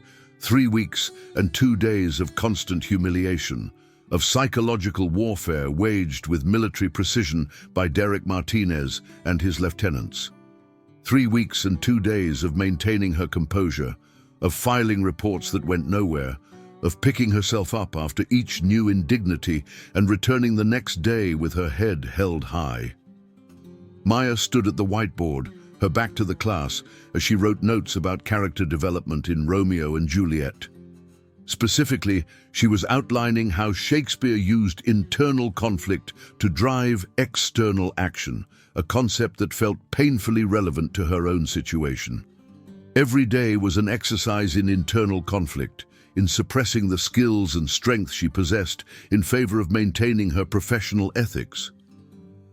Can anyone identify how Juliet's internal conflict in Act 3 affects the external plot? She asked, turning to face the class. Most students stared blankly at their desks or surreptitiously checked their phones. A few in the front row, those who had gradually begun to engage with the material despite the disruptive atmosphere, tentatively raised their hands. "Marissa," Maya called on a quiet girl in the second row. When she's torn between her loyalty to her family and her love for Romeo, it leads her to secretly marry him, which eventually causes all the tragedy that follows." "Good observation," Maya nodded encouragingly. "Shakespeare shows us how internal—" "Miss Rodriguez," Derek's voice cut through her response, his hand raised with the kind of fake politeness that immediately put Maya on alert. She had come to recognize this tone. It always preceded some new form of torment. She took a deep breath. Yes, Derek. Derek's smile was too wide, too confident, his eyes gleaming with a kind of anticipation that made Maya's stomach tighten instinctively. Something was different today. The tension in the room felt heightened, as if the air itself had become charged with malicious intent. "I think there's something wrong with your shirt," Derek said, his voice carrying clearly across the suddenly quiet classroom. "You might want to check it out." Maya glanced down at her outfit, a simple grey cardigan over a white button-down blouse, paired with a modest knee-length skirt. There was nothing obviously wrong with her clothing. Confusion momentarily clouded her judgment, distracting her from the movement behind her chair. Tommy Chen had slipped from his seat with surprising stealth, circling around while her attention was focused on Derek. It was a classic military tactic that Maya would have recognized immediately in any other context. Divide attention, create a distraction, then strike from an unexpected direction. By the time she sensed the presence behind her, it was too late. Derek had moved forward, positioning himself near her right side, while Tommy stood at her left. Brad Williams had risen from his seat as well, his massive frame blocking her path to the door as he held up his phone, camera app open and recording. Maya felt a sudden flash of the situational awareness her father had drilled into her for years. 3 attackers, coordinated movements, planned assault. But the classroom setting and her role as teacher had dulled her normal defensive instincts, leaving her a half-second too slow to react. In one swift, coordinated movement that they had obviously practiced, Derek grabbed one sleeve of her grey cardigan while Tommy grabbed the other. They pulled in opposite directions with enough force to tear the garment straight down the middle. The sound of ripping fabric was loud enough to silence the entire classroom instantly. Maya felt the cardigan give way, the tearing sound triggering a moment of stunned disbelief. This was happening. They were actually assaulting her, destroying her clothing in front of 30 witnesses. But even in that moment of shock, she knew this was just the beginning. The look in Derek's eyes told her they weren't finished. Before she could pull the torn pieces of her cardigan closed, Brad lunged forward and grabbed the collar of her white button-down blouse with both hands. He yanked downward with the full force of his athletic frame, and Maya heard the second, more devastating tear, the sound of buttons popping and cotton ripping across her shoulder and halfway down her back. The classroom erupted in shocked gasps and nervous laughter. Maya stood frozen, her torn cardigan hanging uselessly from her arms, her white blouse ripped open to expose her plain beige bra and the pale skin of her shoulder and back. The cool air of the classroom against her exposed skin made the violation all the more real, all the more immediate. Derek's phone captured every second of her humiliation, his arm extended to get the best possible angle as he continued to record. Some students immediately looked away in embarrassment, others stared in stunned silence, and a few took out their own phones to join in documenting her degradation. "Oops," Derek said with a smirk that showed he felt no remorse whatsoever. "Looks like the baby teacher had a wardrobe malfunction. Maybe you should shop in the adult section next time, instead of shopping in the kids department." Tommy laughed and added his own commentary for the video. "I guess someone forgot to buy grown-up clothes when they started pretending to be a real teacher." Maya stood perfectly still, aware of every eye in the room on her partially exposed body. The feeling of dozens of teenage eyes on her made her skin crawl, and she could already imagine the video spreading across social media within minutes. This wasn't just bullying anymore. This was assault, public humiliation, and a violation of her basic human dignity that crossed every boundary of acceptable behavior. In that frozen moment, something fundamental shifted inside Maya Rodriguez. For 12 years, she had practiced control under the watchful eye of her father and a series of military instructors who had taught her that discipline was the difference between a warrior and a brawler. For 12 years, she had channeled her training into restraint, learning to walk away from confrontations and de-escalate situations before they turned violent. For 12 years, she had chosen peaceful solutions over violent ones, believing that there was always another way to resolve conflict without resorting to the skills that could seriously injure or even kill another human being. But as she stood there, partially undressed in front of her students while 3 teenage boys laughed at her humiliation and recorded it for posterity, something deep inside Maya snapped with an almost audible crack. Every lesson her father had taught her about choosing battles wisely, every principle she had developed about turning the other cheek, every belief she held about solving problems without violence, all of it evaporated in an instant of pure crystalline rage. The change was instantaneous and terrifying to behold. Maya's posture shifted from defensive to predatory in a heartbeat. Her shoulders squared, her stance widened, and her eyes took on a cold, calculating look that made several students instinctively lean back in their seats. "Put the phone down," Maya said quietly, her voice carrying a dangerous edge that nobody had heard before. Derek laughed, but there was uncertainty in his eyes now, a flicker of doubt that hadn't been there seconds before. "What are you going to do about it, baby teacher? Cry some more?" I said, "Put it down. Now." Maya's voice had dropped to a register that seemed to bypass the conscious mind and speak directly to the primitive brainstem where fear lived. Several students shifted uncomfortably in their seats, sensing the change in atmosphere. The air in room 237 seemed to grow heavier, charged with a tension that had nothing to do with the usual classroom dynamics. This was something primal, something dangerous. Derek, still not fully comprehending the transformation taking place before him, maintained his mocking smile. "Or what? You'll write me up again? Call my daddy? Newsflash, Miss Rodriguez. Nobody cares what happens to you. You're nothing here." Maya moved faster than anyone thought possible. Her right hand shot out in a lightning-quick strike that knocked the phone from Derek's grip, sending it clattering across the floor before he could react. Her left hand grabbed his wrist and twisted it behind his back in a textbook restraint hold that made him yelp in pain. "I said put it down," Maya repeated calmly, applying just enough pressure to Derek's wrist to make him understand she was serious. The classroom fell into stunned silence.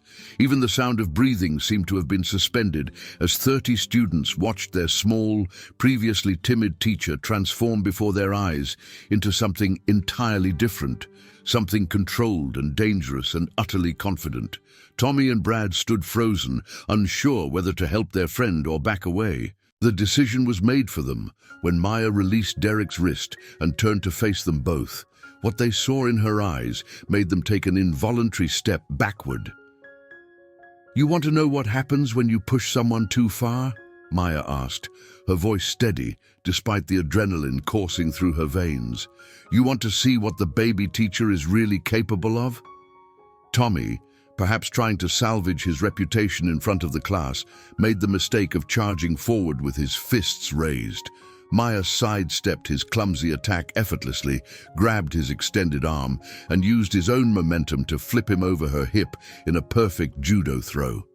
Tommy hit the ground hard, the wind knocked out of him, staring up at the ceiling in shock. Brad, bigger and stronger than his friends, approached more cautiously. "You can't touch us," he growled, his massive hands clenched into fists. "We'll have you fired for this." "You're absolutely right," Maya replied, settling into a fighting stance that made her look like a completely different person from the meek substitute they had tormented for weeks. "I probably will get fired, but you know what? I don't care anymore. You want to humiliate me? You want to tear my clothes off in front of the class? Then let's see how you handle someone who fights back." Brad threw a heavy right hook that would have floored most people, but Maya ducked under it smoothly and drove her knee into his solar plexus. As he doubled over, gasping for air, Maya grabbed his shoulders and brought her knee up again, stopping just short of his face. "That's called restraint," she told him quietly, "something you never learned." Derek, meanwhile, had been backing toward the door, but Maya's attention turned to him with laser focus. "Where do you think you're going? We're not finished here. I'm telling my father about this, Derek threatened, but his voice cracked with fear. He'll have you arrested. Good, Maya replied, walking toward him with the controlled grace of a predator. Tell him all about how you and your friends sexually assaulted a teacher by tearing her clothes off. I'm sure he'll be very proud. Derek's face went pale as he realized the legal implications of what they had done. It was just a joke. We were just messing around. Funny thing about jokes, Maya said, now close enough that Derek could see the controlled fury in her eyes. They're supposed to be funny for everyone involved. Using a combination of pressure points, joint locks, and psychological intimidation, Maya had Derek on his knees within seconds, tears streaming down his face as he begged her to stop. Please, he whimpered, all trace of his usual arrogance gone. I'm sorry. I'm really sorry. Are you sorry because you got caught? Or are you sorry because you finally understand what it feels like to be powerless? Maya asked, maintaining the pressure point on Derek's shoulder that was causing him such exquisite discomfort. I understand, Derek gasped, his face contorted in pain. I get it. I won't do it again.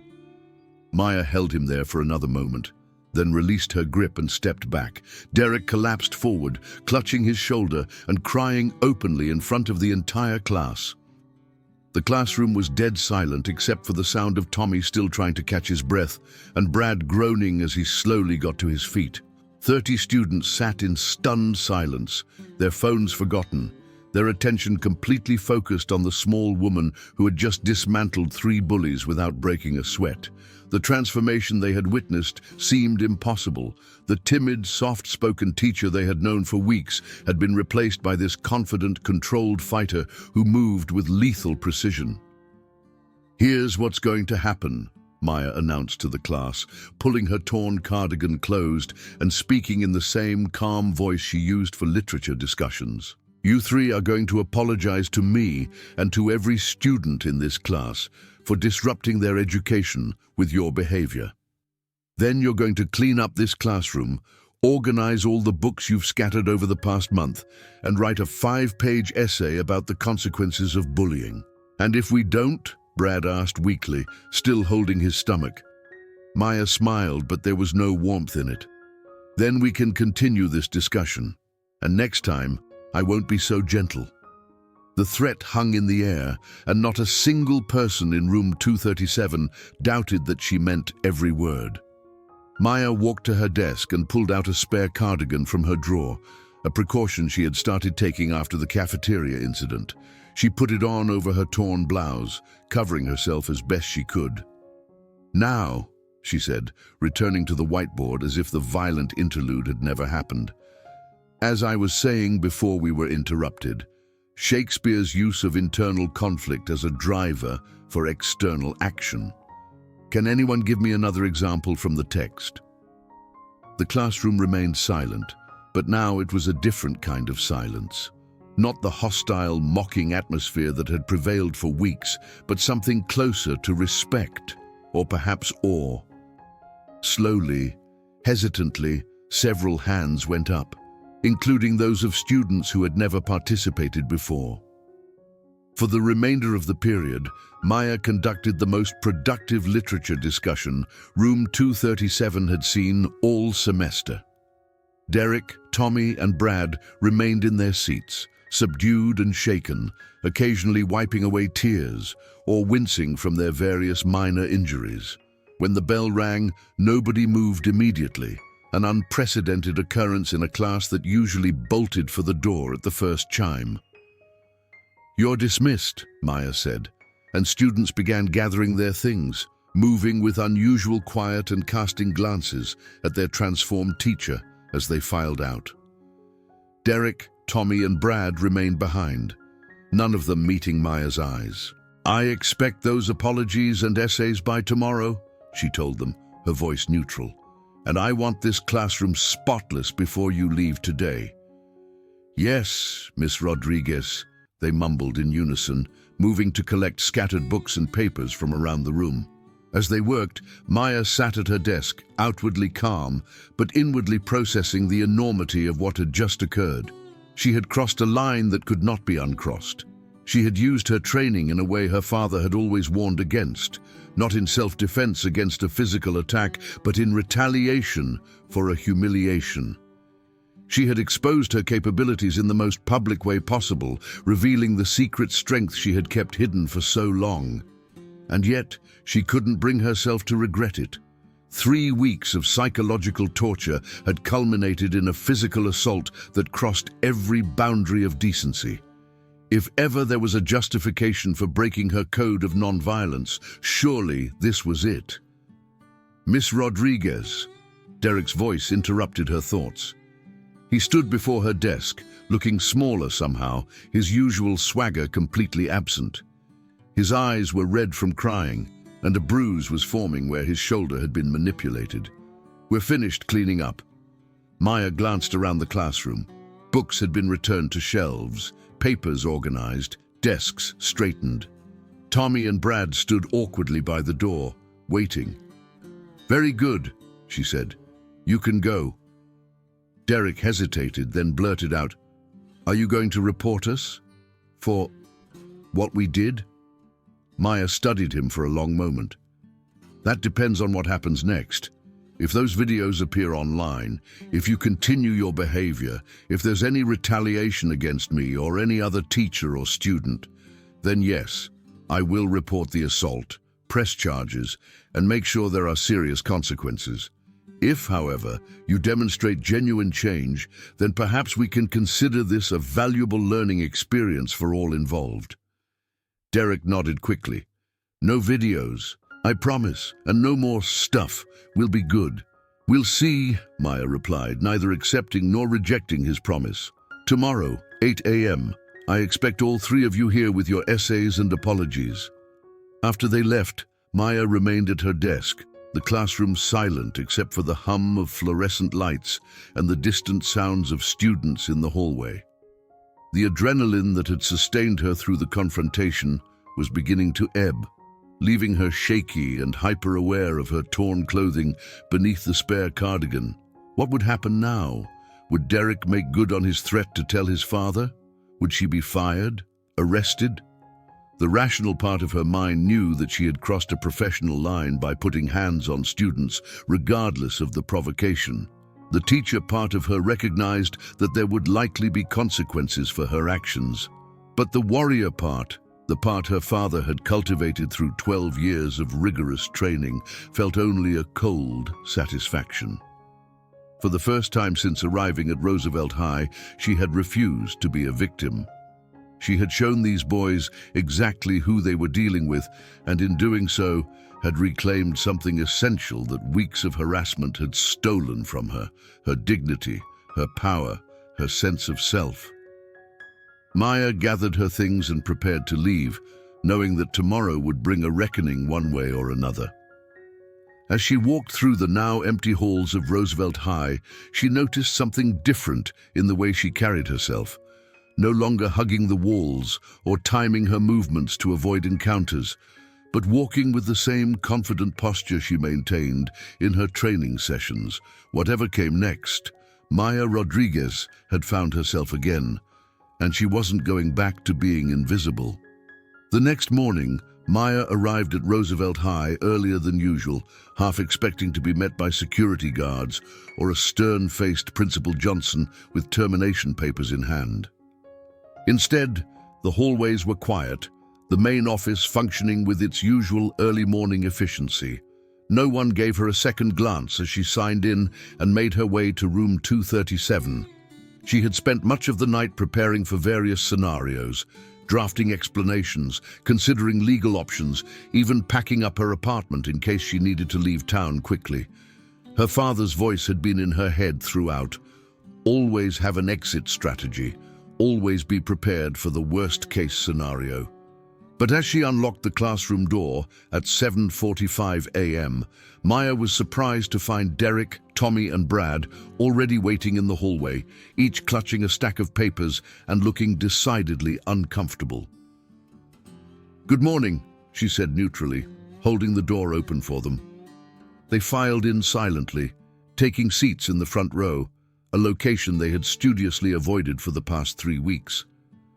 Maya set her bag down on the desk and faced them, arms crossed over her chest. "I believe you have something for me." Derek cleared his throat and stood up first, his customary confidence noticeably absent as he approached her desk with his papers. "My essay and apology," he said quietly, not meeting her eyes. Tommy and Brad followed suit, mumbling similar words as they handed over their assignments. Maya accepted the papers without comment, setting them aside to review later. "Now the verbal apologies," she prompted. "To me, and then to the class when they arrive." Derek looked pained but nodded. "Miss Rodriguez, I want to apologize for my behavior. Not just yesterday, but for everything over the past few weeks. The comments, the disruptions, the videos, all of it. It was wrong and I'm sorry."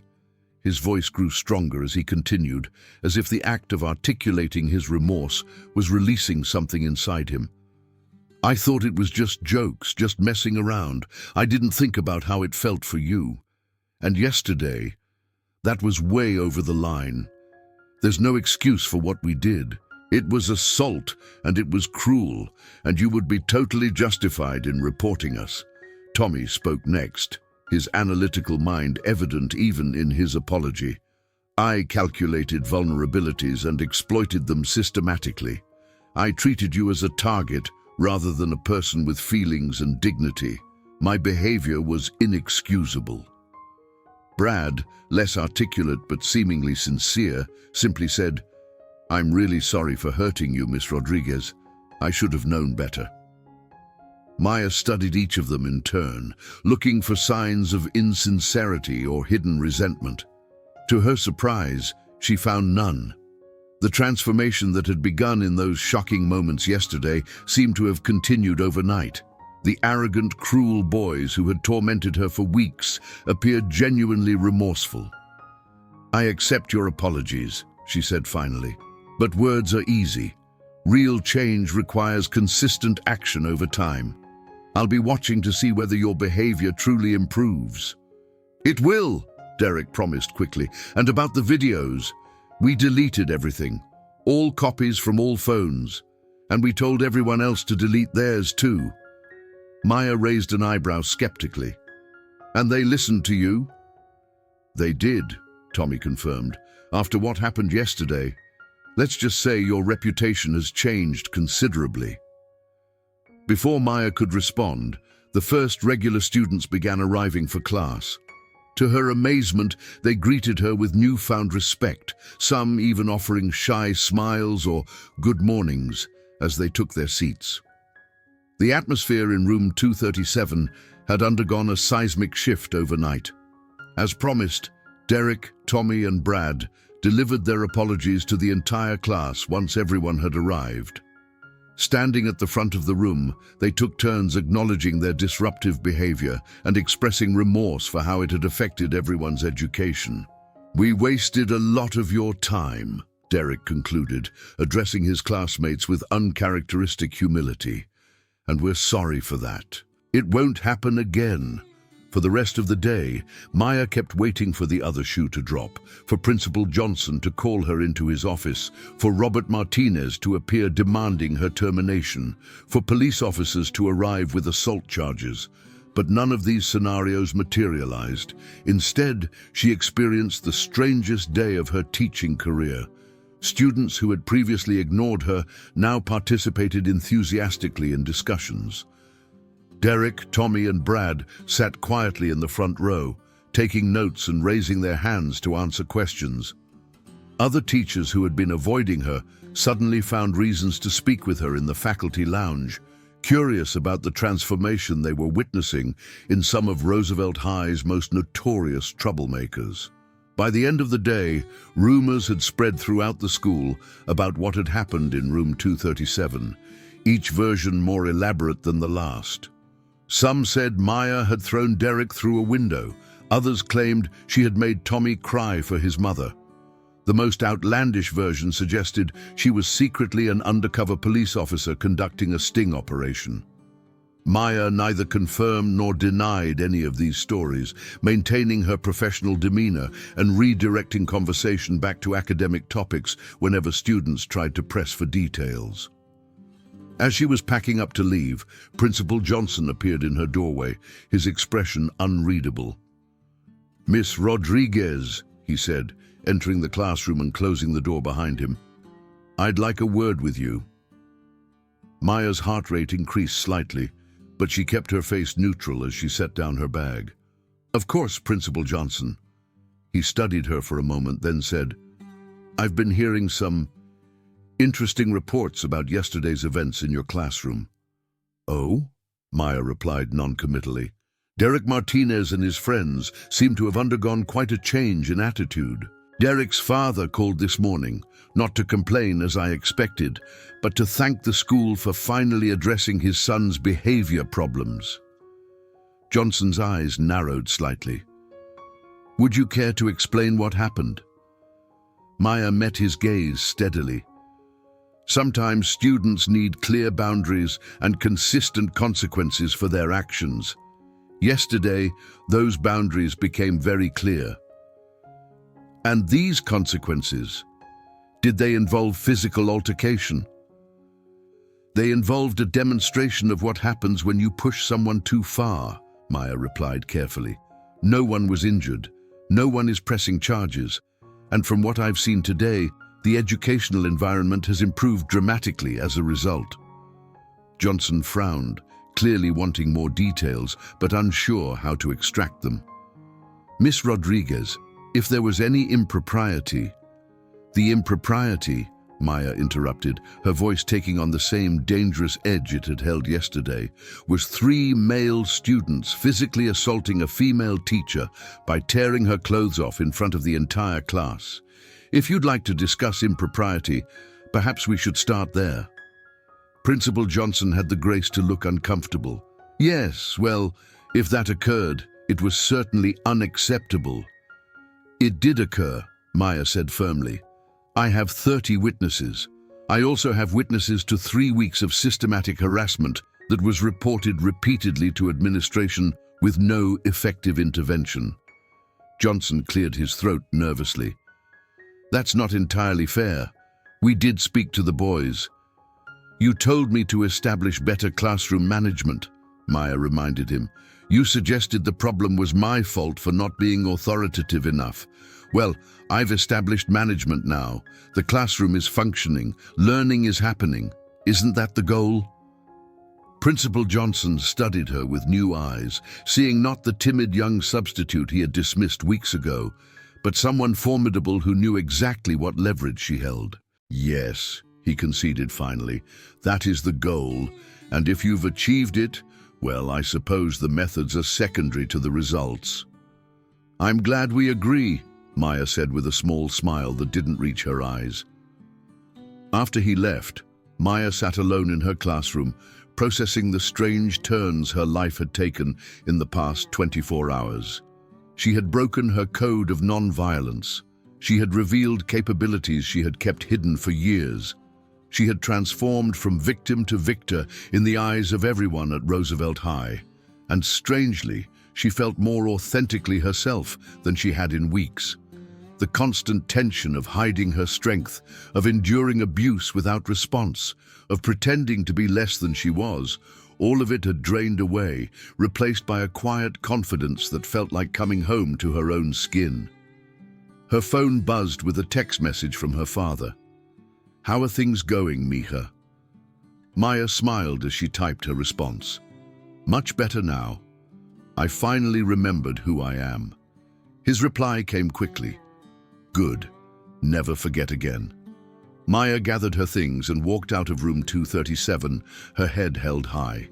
The breaking point that Derek Martinez and his friends had pushed her to hadn't broken her after all.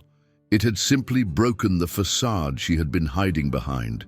And in that shattering, she had found her true strength again.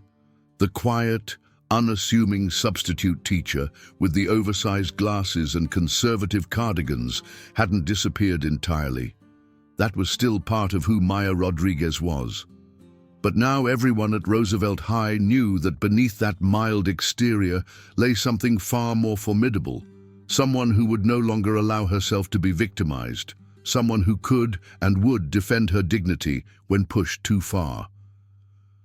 As Maya walked through the halls of Roosevelt High, she noticed how students moved respectfully out of her path, some nodding acknowledgement, others watching with newfound curiosity. The whispers that followed her were no longer mocking but awestruck. The transformation was complete. She had come to Roosevelt High as a desperate job seeker, willing to endure almost anything to pay off her student loans and build her teaching career. She had suffered weeks of harassment, humiliation, and escalating abuse, maintaining her principles of non-violence even as the psychological toll mounted. But when Derek, Tommy, and Brad had crossed the final line, physically assaulting her in front of 30 witnesses, treating her dignity as something they could destroy for their amusement, Maya had reached the breaking point that revealed her true nature. Not as someone broken by cruelty, but as someone who would no longer tolerate it. Not as a victim, but as a warrior who had simply been biding her time. The grey October sky had cleared somewhat as Maya left the school building, patches of blue visible between the clouds.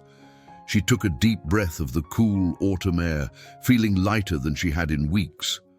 Whatever came next, whether her teaching career at Roosevelt High continued or ended, whether there were delayed consequences for her actions or not, Maya knew one thing with absolute certainty. She would never again hide her strength to make others comfortable. She would never again endure abuse rather than stand up for herself. She would never again forget the most important lesson her father had taught her. The deadliest weapon is the one nobody sees coming until it's too late. Time seemed to slow down in room 237 as Maya Rodriguez stood before her class, her torn clothing exposing her to 30 pairs of stunned teenage eyes. The sound of fabric ripping still echoed in her ears, mingling with Derek's mocking laughter and the shocked gasps from the other students. For 3 weeks, she had maintained her composure in the face of escalating harassment. For 3 weeks, she had filed reports, followed proper channels, and trusted a system that had utterly failed her. But this public assault, this deliberate humiliation, this violation of her basic dignity, this was the final straw. 12 years of rigorous martial arts training flooded back to Maya in a rush of muscle memory and tactical awareness. Her father's voice rang clear in her mind. Control the situation, assess the threats, neutralize them efficiently, but with restraint. Remember, your training gives you power, and with power comes responsibility. The change in Maya's demeanor was instantaneous and almost supernatural to behold. Where moments before had stood a seemingly fragile young teacher, clutching the torn remnants of her clothing, now stood a fighter, feet planted in a solid stance, shoulders squared, eyes coldly assessing her opponents with lethal precision. Derek Martinez was still laughing, phone held high to capture her humiliation, but something in Maya's transformation caused his laughter to falter. Uncertainty flickered in his eyes as he registered the change in her posture, in her expression, in the very air around her. "Put the phone down," Maya said, her voice low and controlled, carrying an edge of authority that hadn't been there before. It wasn't loud, but it cut through the noise of the classroom like a blade. Derek tried to maintain his bravado, but his voice betrayed his sudden unease. "What are you going to do about it, baby teacher? Cry some more?" Maya's right hand moved with blinding speed, striking with scientific precision at the exact point needed to dislodge the phone from Derek's grip without causing injury. The device clattered across the floor as Derek stared at his empty hand in shock, unable to process how quickly she had moved. Before he could react, Maya's left hand clamped around his wrist, twisting it behind his back in a textbook restraint hold that her father had taught her when she was 12. She applied just enough pressure to cause discomfort without risking damage to the joint or tendons. "I said, "Put it down," she repeated, her voice remaining eerily calm despite the adrenaline surging through her system. The classroom had fallen into stunned silence. Even the ambient sounds of teenagers shifting in their seats, whispering or shuffling papers had ceased. It was as if everyone in room 237 was collectively holding their breath, trying to process the impossibility of what they were witnessing. Maya released Derek's wrist with a slight push that sent him stumbling forward, then turned to face Tommy and Brad. The two boys stood frozen, their usual confidence evaporating under her steady gaze. What they saw in her eyes made them take an involuntary step backward, not rage or panic, but something far more unsettling: absolute control. "You want to know what happens when you push someone too far?" Maya asked, her voice carrying clearly in the silent room. "You want to see what the baby teacher is really capable of?" Tommy Chen, the strategic mastermind of the trio, seemed to calculate his options in that split second. Perhaps he thought he could salvage his reputation, or perhaps simple panic drove his decision. Either way, he made a critical error in judgment. With a cry that was half battle yell, half frightened yelp, Tommy charged forward, fists raised in what he clearly imagined was an intimidating display of aggression. To Maya's trained eye, his attack was almost comically telegraphed. Weight too far forward, balance compromised, right arm drawn too far back before punching. Maya sidestepped his charge with the fluid grace of a dancer, barely seeming to move as Tommy's momentum carried him past her. In the same motion, she grasped his extended arm at wrist and elbow, using his own forward energy against him in a classic judo technique that her father had drilled into her since she was 10. The throw was textbook perfect, controlled, measured, designed to disable without causing permanent injury. Tommy's feet left the ground as his center of gravity shifted, and he found himself suddenly airborne, the world spinning around him before he impacted with the classroom floor. The landing knocked the wind from his lungs with an audible whoosh, leaving him gasping like a fish out of water, eyes wide with shock and confusion. Several students gasped. One girl in the front row clapped her hand over her mouth. A boy near the window whispered, "Holy shit," forgetting classroom language rules in his astonishment. Maya didn't gloat or comment on Tommy's predicament.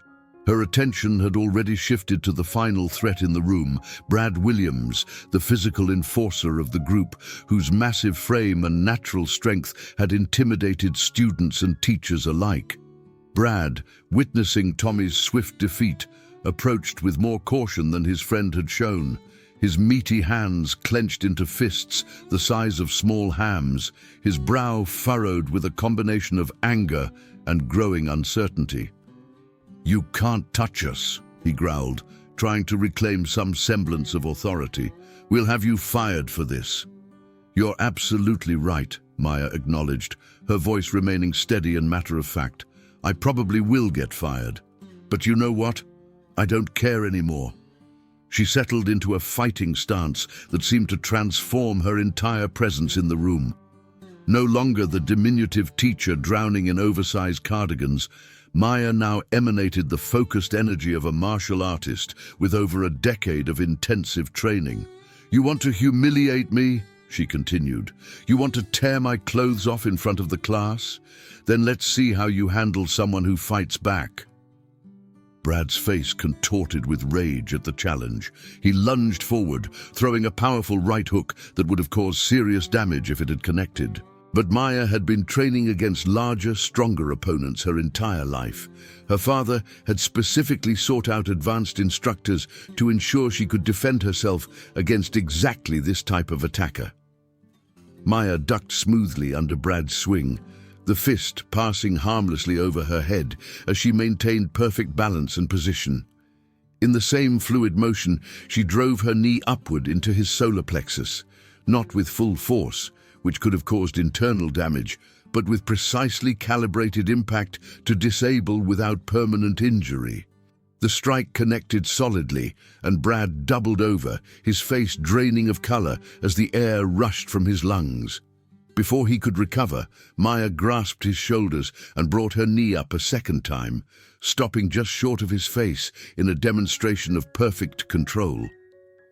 "That's called restraint," she told him quietly. "Something you never learned." Across the room, Derek had been inching toward the door, perhaps hoping to escape while Maya was occupied with his friends. But her situational awareness, honed through thousands of hours of training, never faltered. Without even turning her head, she addressed him. "Where do you think you're going? We're not finished here." Derek froze, his hand halfway to the doorknob. His usual swagger had vanished entirely, replaced by the wide-eyed panic of someone who suddenly realizes they've miscalculated catastrophically. "I'm telling my father about this," he threatened, but his voice cracked with fear, undermining any attempt at intimidation. "He'll have you arrested." Maya turned toward him fully, allowing Brad to slump to the floor as she focused her attention on the ringleader of her tormentors. "Good," she replied, walking toward him with measured steps. "Tell him all about how you and your friends sexually assaulted a teacher by tearing her clothes off. I'm sure he'll be very proud."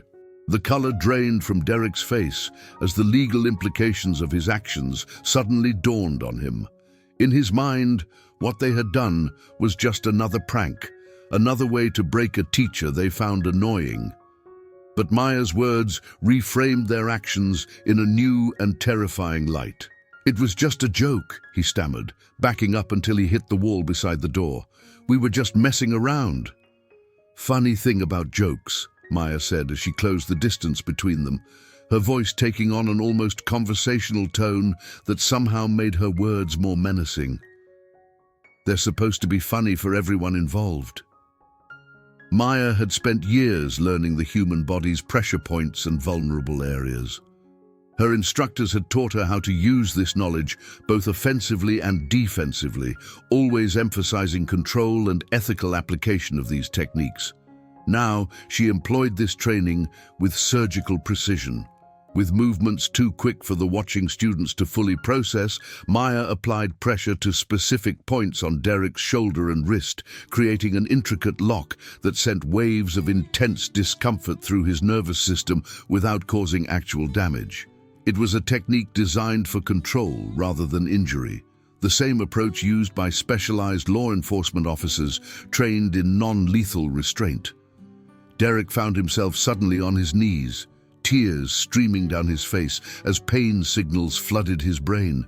The sensation was overwhelming, but carefully modulated by Maya's expert application, intensely uncomfortable, but well below the threshold of causing tissue damage or lasting harm. "Please," he whimpered, all trace of his usual arrogance gone, replaced by genuine fear and submission. "I'm sorry. I'm really sorry." "Are you sorry because you got caught?" Maya asked, maintaining the pressure point with unwavering control. "Or are you sorry because you finally understand what it feels like to be powerless?" Through his tears, Derek managed to gasp out, "I understand. I get it. I won't do it again." Maya studied his face for a moment, looking for sincerity beneath the pain and fear. She had learned to read micro-expressions during her training, to distinguish genuine submission from tactical acquiescence. What she saw in Derek's eyes satisfied her, not just the pain and fear, but a glimmer of genuine realization, a fundamental shift in perspective. She released the pressure point and stepped back, allowing Derek to collapse forward, clutching his shoulder as he continued to cry openly in front of the entire class. The three boys who had tormented her for weeks were now defeated. Tommy still struggling to regain his breath on the floor, Brad hunched against a desk holding his midsection, and Derek on his knees, sobbing like a child. The classroom remained absolutely silent. 30 students sat frozen in their seats, phones forgotten, mouths hanging open in collective shock. They had just witnessed something that defied all their expectations and assumptions. Their tiny, seemingly fragile English teacher had systematically dismantled 3 of the most intimidating students in school without breaking a sweat or losing her composure. Maya pulled her torn cardigan closed as best she could and addressed the class in the same calm, measured voice she used when discussing literature. "Here's what's going to happen," she announced, as if she were simply outlining the day's lesson plan rather than standing in torn clothing after neutralizing 3 attackers.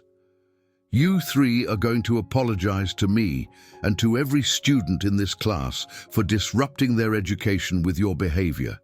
Then you're going to clean up this classroom, organize all the books you've scattered over the past month, and write a 5-page essay about the consequences of bullying." Brad, still wincing from the blow to his solar plexus, managed to ask weakly, "And if we don't?" Maya's smile contained no warmth as she replied, "Then we can continue this discussion, and next time I won't be so gentle." The threat hung in the air, and not a single person in room 237 doubted that she meant every word. The transformation they had witnessed wasn't just physical, it was a fundamental shift in the power dynamic of the classroom, a complete inversion of the hierarchy that had existed for the past 3 weeks. Maya walked to her desk and opened the bottom drawer, pulling out a spare cardigan she had started keeping at school after the cafeteria incident. It didn't match her outfit perfectly, but it covered the worst of the damage to her blouse. Her movements were unhurried and precise, as if she was simply preparing for a normal lesson rather than recovering from an assault. "Now," she said, returning to the whiteboard as if the violent interlude had never happened, "as I was saying before we were interrupted, Shakespeare's use of internal conflict as a driver for external action. Can anyone give me another example from the text?" For several seconds, the classroom remained frozen in stunned silence. Then, slowly, hesitantly, a hand went up near the back of the room. It belonged to Marissa Garcia, a quiet student who had rarely participated before. "Yes, Marissa?" Maya acknowledged her with a nod. Marissa began, her voice barely audible at first, then gaining strength as she continued. "When Romeo is banished, he has to choose between respecting the prince's decree or returning to see Juliet. His internal conflict between love and self-preservation drives his actions in Act 4. "Excellent observation," Maya replied, writing Marissa's point on the board in her neat handwriting. "The tension between competing desires creates the momentum that propels the plot forward." Anyone else? Another hand went up, then another. Soon, more students were participating in the discussion than at any previous point in the semester. It was as if Maya's demonstration of controlled power had unlocked something in the classroom. A new respect, certainly, but also a sense of safety. With the bullies neutralized, other students felt free to engage without fear of mockery or reprisal. Throughout the remainder of the period, Derek, Tommy, and Brad remained in their seats, subdued and shaken. Tommy occasionally wiped away tears when he thought no one was looking. Brad held his midsection, wincing whenever he shifted position. Derek stared blankly at his desk, his usual cockiness entirely absent. When the bell rang, the students gathered their things with unusual quietness, casting glances at Maya as they filed out of the room. Some looked afraid, others impressed, and a few wore expressions that bordered on admiration. "You 3 stay," Maya instructed Derek, Tommy, and Brad as they moved to leave with the others. "We need to discuss the terms of your apology and cleanup duty." Once the other students had gone, Maya closed the classroom door and faced the 3 boys who had tormented her for weeks. They couldn't meet her eyes, their gazes fixed on the floor, the wall, their shoes, anywhere but at the teacher they had underestimated so catastrophically. "Look at me," Maya commanded, her voice quiet but firm. Reluctantly, the 3 raised their eyes to meet hers. "I want to be very clear about what happened here today," she said, choosing her words carefully. "You 3 assaulted me. You violated my personal space, damaged my clothing, and attempted to humiliate me in front of the class. In any other context, that would be a criminal offense with serious consequences." She let the words sink in before continuing. I defended myself using the minimum force necessary to neutralize the threat you presented. I did not injure any of you permanently, though I could have." She paused, making sure they understood the implicit message. "I chose restraint." Derek swallowed hard, his hand unconsciously moving to his shoulder where Maya had applied the pressure point. Are you going to report us?" "That depends on what happens next," Maya replied. "If those videos appear online, if you continue your disruptive behavior, if there's any retaliation against me or any other teacher or student, then yes, I will report the assault, press charges, and ensure there are serious legal consequences. If, however, you demonstrate genuine change, then perhaps we can consider this a valuable learning experience." Tommy, ever the analyst, studied her with new eyes. "You could have really hurt us," he observed quietly. "Why didn't you?" "Because that's not who I am," Maya answered simply. "My father taught me that the purpose of martial arts isn't to harm others, it's to protect yourself and those who can't protect themselves. The greatest victory isn't defeating an opponent, it's maintaining your principles even when provoked." "Your father taught you to fight like that?" Brad asked, his voice a mixture of disbelief and newfound respect. "My father is a Navy SEAL," Maya explained, seeing no reason to hide the truth any longer. "He's served multiple tours in combat zones. He trained me from the time I was 8 years old to defend myself in any situation. I hold a 3rd-degree black belt in Taekwondo, I'm proficient in Brazilian Jiu-Jitsu, and I've studied Krav Maga with former Israeli Defense Force instructors." The three boys stared at her, trying to reconcile this information with their previous perception of the timid, soft-spoken teacher they had tormented. "Why didn't you tell anyone?" Derek asked. Why didn't you stop us sooner?" Maya considered the question for a moment before answering. "Because I believe in non-violence whenever possible. I've spent 12 years learning how to fight so that ideally I would never have to. I kept hoping you would stop on your own, that the administrative channels would work, that there would be another solution." She glanced at her torn blouse visible beneath the replacement cardigan. "Today, you removed that option. You crossed a line that couldn't be uncrossed." Derek looked down, shame evident in his posture. I didn't realize." "That's the problem, isn't it?" Maya said. "You didn't think about the consequences of your actions. You didn't consider how it would feel to be on the receiving end of your jokes. You saw someone you perceived as weak, and you targeted them because you could, because it made you feel powerful." All three boys flinched at the accuracy of her assessment. "Now," Maya continued, moving to her desk and taking out 3 fresh sheets of paper, "here are your assignments. 5 pages, due tomorrow morning, on the psychological and social consequences of bullying, both for the victims and the perpetrators. I expect thoughtful analysis, not superficial platitudes. Additionally, this classroom needs to be thoroughly cleaned and organized. Every book returned to its proper shelf, every desk arranged in neat rows, every scrap of paper picked up off the floor." She handed them the assignment sheets, making eye contact with each boy in turn. "And tomorrow, you will deliver formal apologies to me and to the entire class for your behavior over the past 3 weeks. The apologies will be sincere, specific, and humble. Is that clear?" "Yes, Miss Rodriguez," they mumbled in unison. "Good.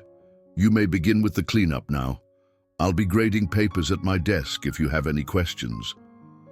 As the 3 boys began silently collecting scattered books and straightening desks, Maya sat at her desk and tried to process the events of the past hour.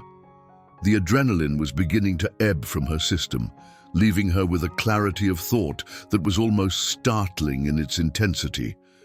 She had crossed a line today. After 12 years of maintaining her father's strict code about when and how to use her skills, she had revealed her capabilities in the most public way possible. There would be consequences, perhaps professional ones, certainly social ones. Word would spread through Roosevelt High like wildfire. By tomorrow, everyone would know what had happened in room 237. And yet, as she watched Derek Martinez, the arrogant, untouchable son of a school board member, meekly picking up scraps of paper from the floor, Maya couldn't bring herself to regret her actions.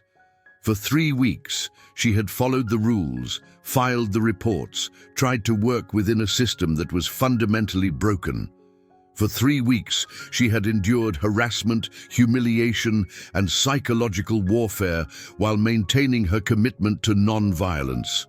Today, that commitment had been tested beyond its breaking point. But even in that moment of crisis, Maya reflected, she had maintained control. She hadn't lashed out in blind rage or sought to inflict maximum damage.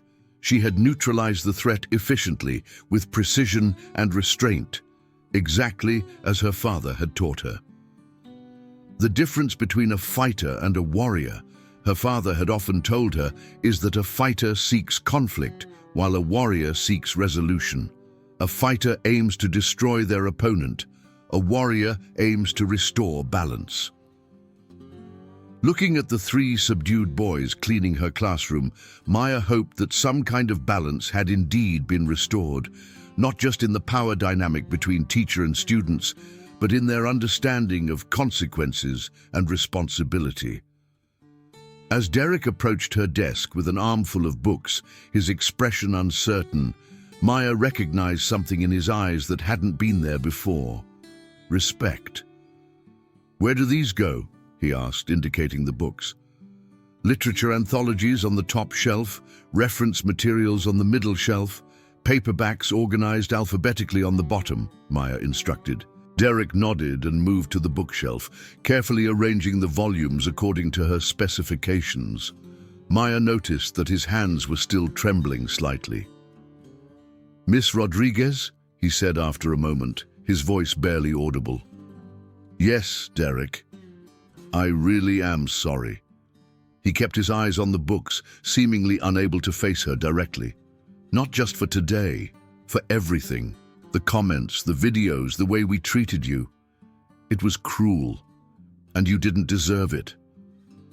Maya studied him, looking for signs of manipulation or insincerity. She found none, only genuine remorse and the dawning realization of the impact his actions had had on another human being. "Apology accepted," she said simply. "But as I said, words are easy. Real change is demonstrated through consistent action over time." "I understand," Derek nodded, finishing with the books and returning to help Tommy and Brad with the remaining cleanup. By the time the 3 boys had finished, room 237 looked better than it had since Maya's first day at Roosevelt High. The desks were arranged in neat rows, the bookshelves organized, the floor clean of debris, and even the whiteboard had been wiped to a pristine shine. "We're done, Miss Rodriguez," Tommy reported, standing with Derek and Brad before her desk like soldiers awaiting inspection. Maya surveyed the room and nodded her approval. "Very good. Remember, essays and formal apologies tomorrow morning. Be here by 7:45 a.m. so we can handle the apologies before class begins." "Yes, Miss Rodriguez," they replied in unison. As they gathered their backpacks to leave, Maya added, "And one more thing." The 3 paused, looking back at her with a mixture of wariness and attention. "Those videos, all copies, on all devices, I expect them to be deleted, permanently. And any videos taken by other students as well. Make it happen." Derek nodded quickly. "Already done. I texted everyone while we were cleaning, all deleted. See that they stay that way," Maya said, her tone making it clear this was non-negotiable. After they left, Maya remained at her desk for a long time, the empty classroom quiet, except for the occasional hum of the fluorescent lights overhead. She reached for her phone and found a text from her father, sent hours earlier. "How's your day going, Mija?" She smiled slightly as she typed her response. "Interesting. Finally put your training to practical use today." His reply came almost immediately, as if he'd been waiting. "Justified." Maya thought about the torn clothing she still wore, the weeks of harassment, the public humiliation, the administration that had failed to protect her. Yes, she replied, absolutely justified. Controlled response? Came her father's next question. Textbook perfect, she assured him. Minimum force necessary, no permanent damage, clear communication throughout. There was a pause before his final message appeared. Proud of you, Maya. Remember what I taught you. True strength isn't about dominating others. It's about maintaining your integrity when tested. Maya put her phone away and gathered her things, ready to leave the classroom that had been the site of both her greatest humiliation and her most decisive victory. As she locked the door behind her, she realized that something fundamental had changed, not just in how others perceived her, but in how she perceived herself. For weeks, she had been playing a role, the meek, unassuming substitute teacher, desperately trying to maintain control of a classroom that was slipping away from her. Today, she had finally integrated the two halves of her identity, the disciplined martial artist trained by her father and the dedicated teacher committed to her students' education. Walking through the halls of Roosevelt High, Maya noticed that other teachers and students regarded her differently. Word had already begun to spread, whispers following in her wake as she made her way to the parking lot. She caught fragments of conversation, flipped Tommy Chen over her hip like he weighed nothing, took down Brad Williams with one knee strike, had Derek Martinez crying on his knees. Maya neither confirmed nor denied these rumors, maintaining the same quiet dignity she had shown throughout her time at Roosevelt High. But she no longer hugged the walls or timed her movements to avoid encounters. She walked with purpose and confidence, her head held high, her posture reflecting the trained fighter she had always been beneath the modest cardigans and oversized glasses. In the parking lot, she noticed a small group of students gathered near her Honda. For a moment she tensed, assessing potential threats and planning defensive options. But as she approached, she realized they weren't waiting to harass her. They were protecting her car. Miss Rodriguez, one girl stepped forward nervously. We heard what happened in your class today, with Derek and them. Maya nodded but didn't elaborate. Yes? We thought maybe they might try to mess with your car or something, so we've been taking turns watching it since last period. Maya was genuinely touched by this unexpected show of solidarity. Thank you, she said simply. That was very thoughtful. The students shuffled awkwardly, clearly wanting to ask questions, but unsure how to proceed. Finally, a boy in a Roosevelt High mathlete sweatshirt worked up the courage to speak. Is it true you know martial arts? Like, professionally? Maya considered how to respond. The truth was out now. There was no point in trying to maintain her previous facade. I've trained in various disciplines since I was 8 years old, she acknowledged. My father made sure I could defend myself if necessary. That's so cool, another student breathed, looking at Maya with newfound admiration. And you just took down all 3 of them without even trying? I wouldn't say without trying, Maya corrected gently. What I did required years of training and discipline, and it's not something I'm proud of having to use in a classroom setting. But they deserved it, the first girl insisted. After everything they did to you and then tearing your clothes like that, they totally had it coming. Maya recognized the dangerous path this line of thinking could lead down. Violence is never something to celebrate, she said firmly. Even when justified by self-defense, it represents a failure of other options. What happened today wasn't a victory. It was a last resort when all other approaches had failed. The students looked chastened but still impressed. As Maya unlocked her car, the mathlete boy asked hesitantly, "Will you be back tomorrow, Miss Rodriguez? You're not going to quit or get fired or anything, right?" Maya paused, one hand on the car door. She hadn't allowed herself to think that far ahead yet, to consider the professional ramifications of her actions. Would Principal Johnson terminate her contract? Would Robert Martinez use his influence on the school board to have her removed? Would criminal charges be filed? "I'll be here tomorrow," she said with more confidence than she felt. "We have essays to discuss and sonnets to analyze." As she drove home, Maya's mind kept returning to the moment everything had changed, that crystalline instant when Derek and his friends had crossed the final line and she had made the decision to reveal her true capabilities. In that moment, something fundamental had shifted, not just in room 237, but in Maya herself. For 12 years, she had compartmentalized her life. The disciplined martial artist who trained at 5:30 a.m. and the studious young woman pursuing an education degree. She had kept these aspects of herself separate, believing that her fighting skills had no place in her professional aspirations. Today had proven otherwise. Today had shown her that true integration of her whole self, both the warrior and the teacher, was not only possible, but necessary. Her father had been preparing her for this moment all along, training her not just to fight, but to understand when fighting was necessary, to use precise, controlled force when all other options were exhausted. As she parked outside her apartment building, Maya checked her reflection in the rearview mirror. The same face looked back at her. Delicate features, dark eyes behind wire-rimmed glasses, black hair now slightly disheveled from the day's events. But there was something different in her expression, a certainty that hadn't been there before. Maya Rodriguez had entered Roosevelt High this morning as the quiet substitute teacher that everyone underestimated. She would return tomorrow as someone else entirely, someone who had demonstrated, in the most dramatic way possible, that appearances can be deceiving and that true strength often lies hidden beneath the surface. The thought brought a small smile to her face as she gathered her things and headed inside. Whatever came next, she would face it without hiding who she truly was.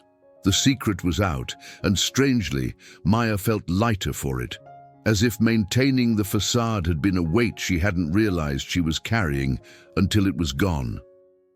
Her phone buzzed with another text from her father. "Remember, Mija, now that they know what you're capable of, you probably won't have to demonstrate it again. The most effective defense is the one you never have to use."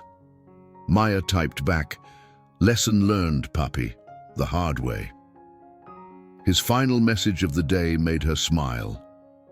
Those are the lessons that stick. Maya set her phone aside and began preparing for tomorrow. Whatever challenges awaited her at Roosevelt High, she would face them as her complete self. Not just the quiet, bookish teacher or the trained martial artist, but the unique combination of both that made her who she was. The controlled response she had demonstrated today hadn't just neutralized 3 bullies, it had integrated the seemingly disparate parts of her identity into a cohesive whole. And in doing so, it had shown her a truth her father had been trying to teach her all along, that true strength comes not from dominating others, but from knowing exactly who you are and standing firmly in that knowledge, even when, especially when, the world tries to make you small. Word of what had happened in room 237 spread through Roosevelt High with the unstoppable force of a wildfire. By the next morning, the story had grown to near mythic proportions, each retelling adding new details and embellishments that transformed Maya Rodriguez from an unassuming substitute teacher to something approaching legendary status. Some said she had thrown Derek Martinez through a window. Others claimed she had made Tommy Chen cry for his mother. The most outlandish version suggested she was an undercover agent conducting a sting operation at the school. Regardless of which version students believed, one fact remained consistent across all accounts. The quiet English teacher with the oversized glasses and modest cardigans was not at all what she had appeared to be.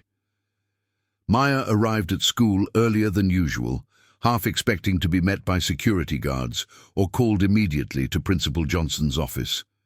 Instead, she found Derek, Tommy, and Brad already waiting outside room 237, each clutching neatly typed papers and looking decidedly uncomfortable. "Good morning," she greeted them neutrally, unlocking the classroom door. "Good morning, Miss Rodriguez," they replied in unison, their voices subdued and respectful, a stark contrast to their previous mocking tones. As they filed into the classroom, Maya noticed subtle changes in their demeanor. Derek's usual swagger was entirely absent, replaced by a careful attentiveness to his surroundings. Tommy's calculating gaze now held a hint of wariness whenever it fell on her. Brad, the physical enforcer of the group, seemed to have shrunk somehow, his massive frame held in check as if afraid to take up too much space.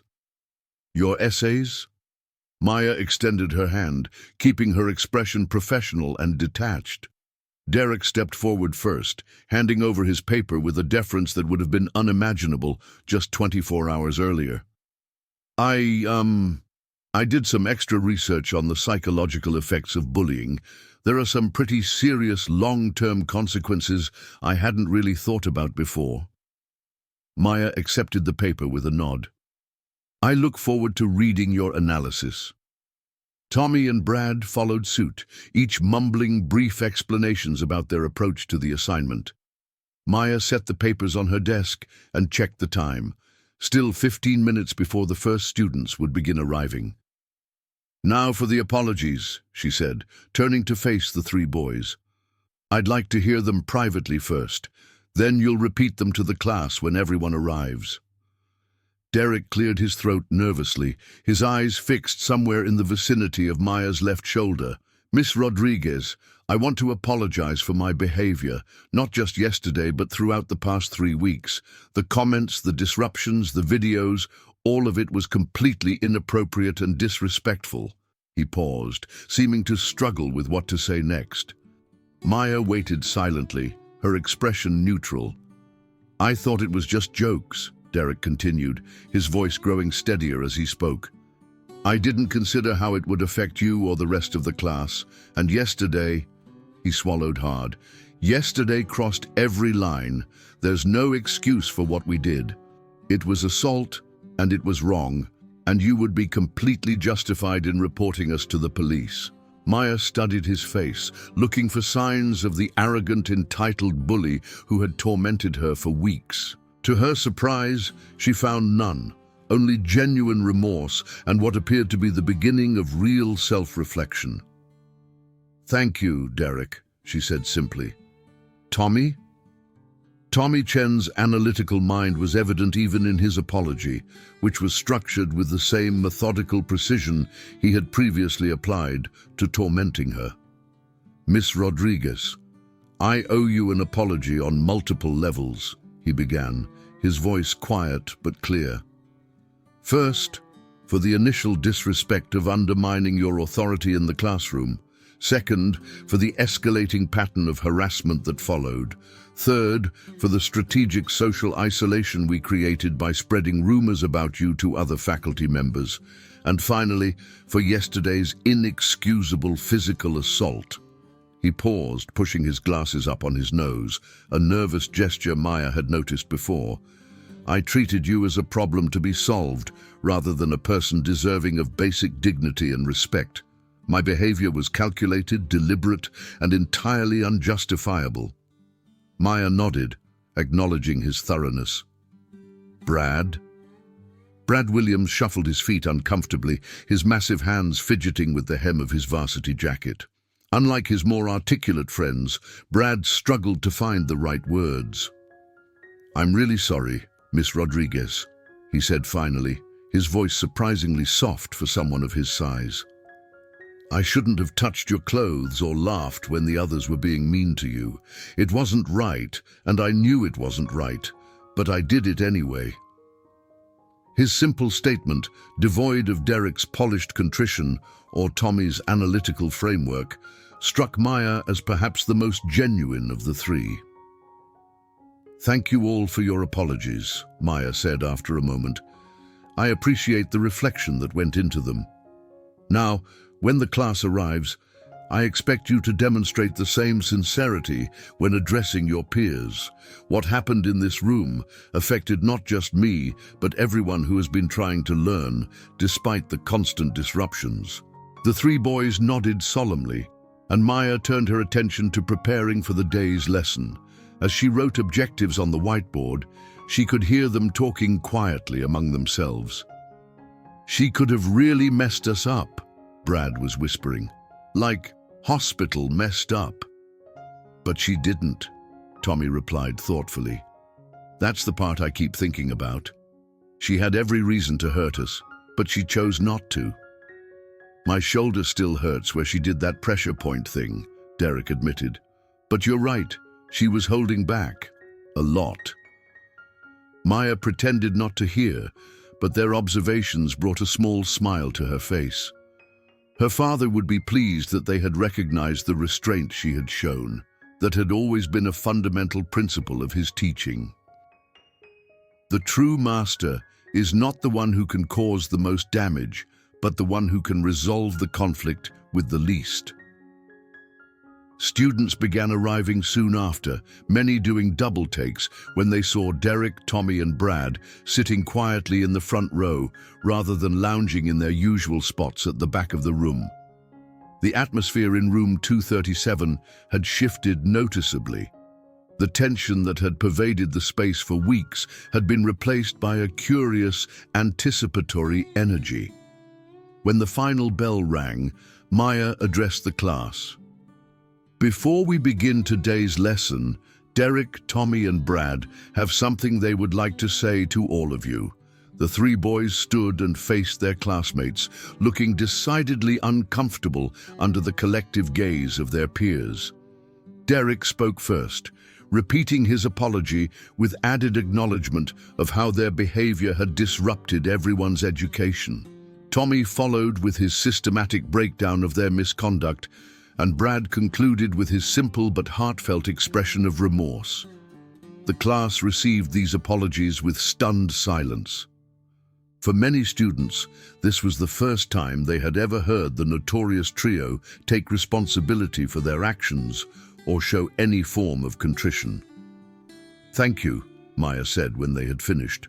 "Please take your seats. Now, let's continue our discussion of Shakespeare's use of dramatic irony in Act 3 of Romeo and Juliet." What followed was the most engaged and productive class period Maya had experienced since arriving at Roosevelt High. Students who had previously remained silent out of fear of mockery now raised their hands to contribute to the discussion. Ideas flowed freely, perspectives were shared without ridicule, and Maya found herself facilitating a genuine intellectual exchange rather than desperately trying to maintain basic order. As the bell rang, signaling the end of first period, Maya felt a profound sense of satisfaction. This meaningful engagement with literature, this collaborative exploration of ideas, was why she had become a teacher in the first place. "Excellent discussion today, everyone," she said as students gathered their things. "For tomorrow, please read Act 4 and consider how the theme of fate versus free will continues to develop." As the classroom emptied, Maya noticed Derek lingering behind, apparently waiting for a private moment. When the last student had left, he approached her desk hesitantly. "Miss Rodriguez, can I ask you something?" Maya set down her pen and gave him her full attention. "Of course, Derek." "Why did you become a teacher?" he asked, the question seemingly genuine. "I mean, with your skills, you could do a lot of other things, more exciting things. Why this?" Maya considered the question thoughtfully. It wasn't something she had been asked before, at least not in this context. "I believe education is one of the most powerful forces in the world," she replied finally. "My father taught me to defend myself physically, but he also emphasized that the mind is an even more important battleground. Teaching gives me the opportunity to help students develop critical thinking skills, empathy, and a deeper understanding of both literature and life."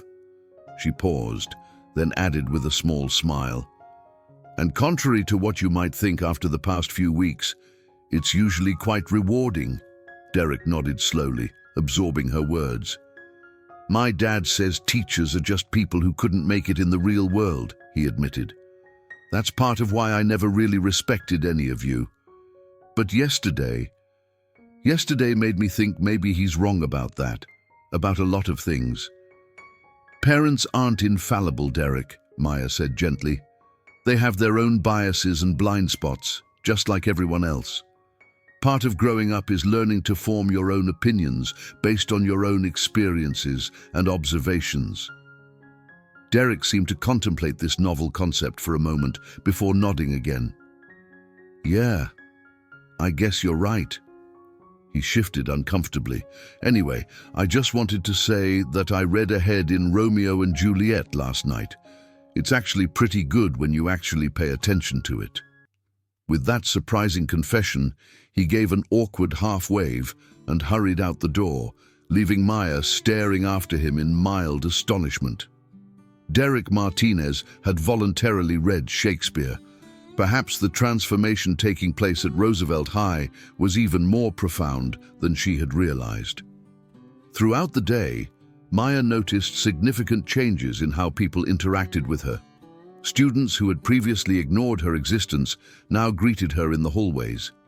Teachers who had avoided eye contact in the faculty lounge suddenly found reasons to engage her in conversation, their expressions a mixture of curiosity and newfound respect.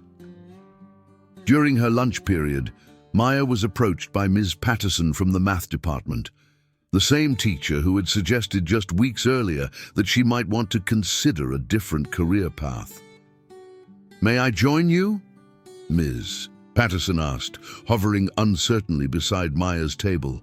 Of course, Maya gestured to the empty chair across from her. Ms. Patterson set down her tray and fidgeted with her napkin before speaking. I owe you an apology, Miss Rodriguez. I misjudged you rather severely, and I'm sorry for that. Maya took a sip of her water. There's no need to apologize. You were working with the information you had at the time. That's generous of you, but we both know I was dismissive and condescending, Ms. Patterson insisted. I saw a young teacher struggling with classroom management, and instead of offering support or mentorship, I suggested you weren't cut out for teaching. That was both unprofessional and unkind. Maya appreciated the older woman's candor. Thank you for saying that. It means a lot. Ms. Patterson leaned forward slightly, lowering her voice. Is it true? What they're saying about what happened yesterday? That depends on what they're saying, Maya replied carefully. That you subdued Derek Martinez and his friends when they attacked you. That you have some kind of special training. Maya considered how much to reveal. The truth was already circulating throughout the school in various exaggerated forms. Perhaps some clarity would be beneficial. I have extensive martial arts training, she acknowledged. My father is a Navy SEAL, and he made sure I could defend myself from a young age.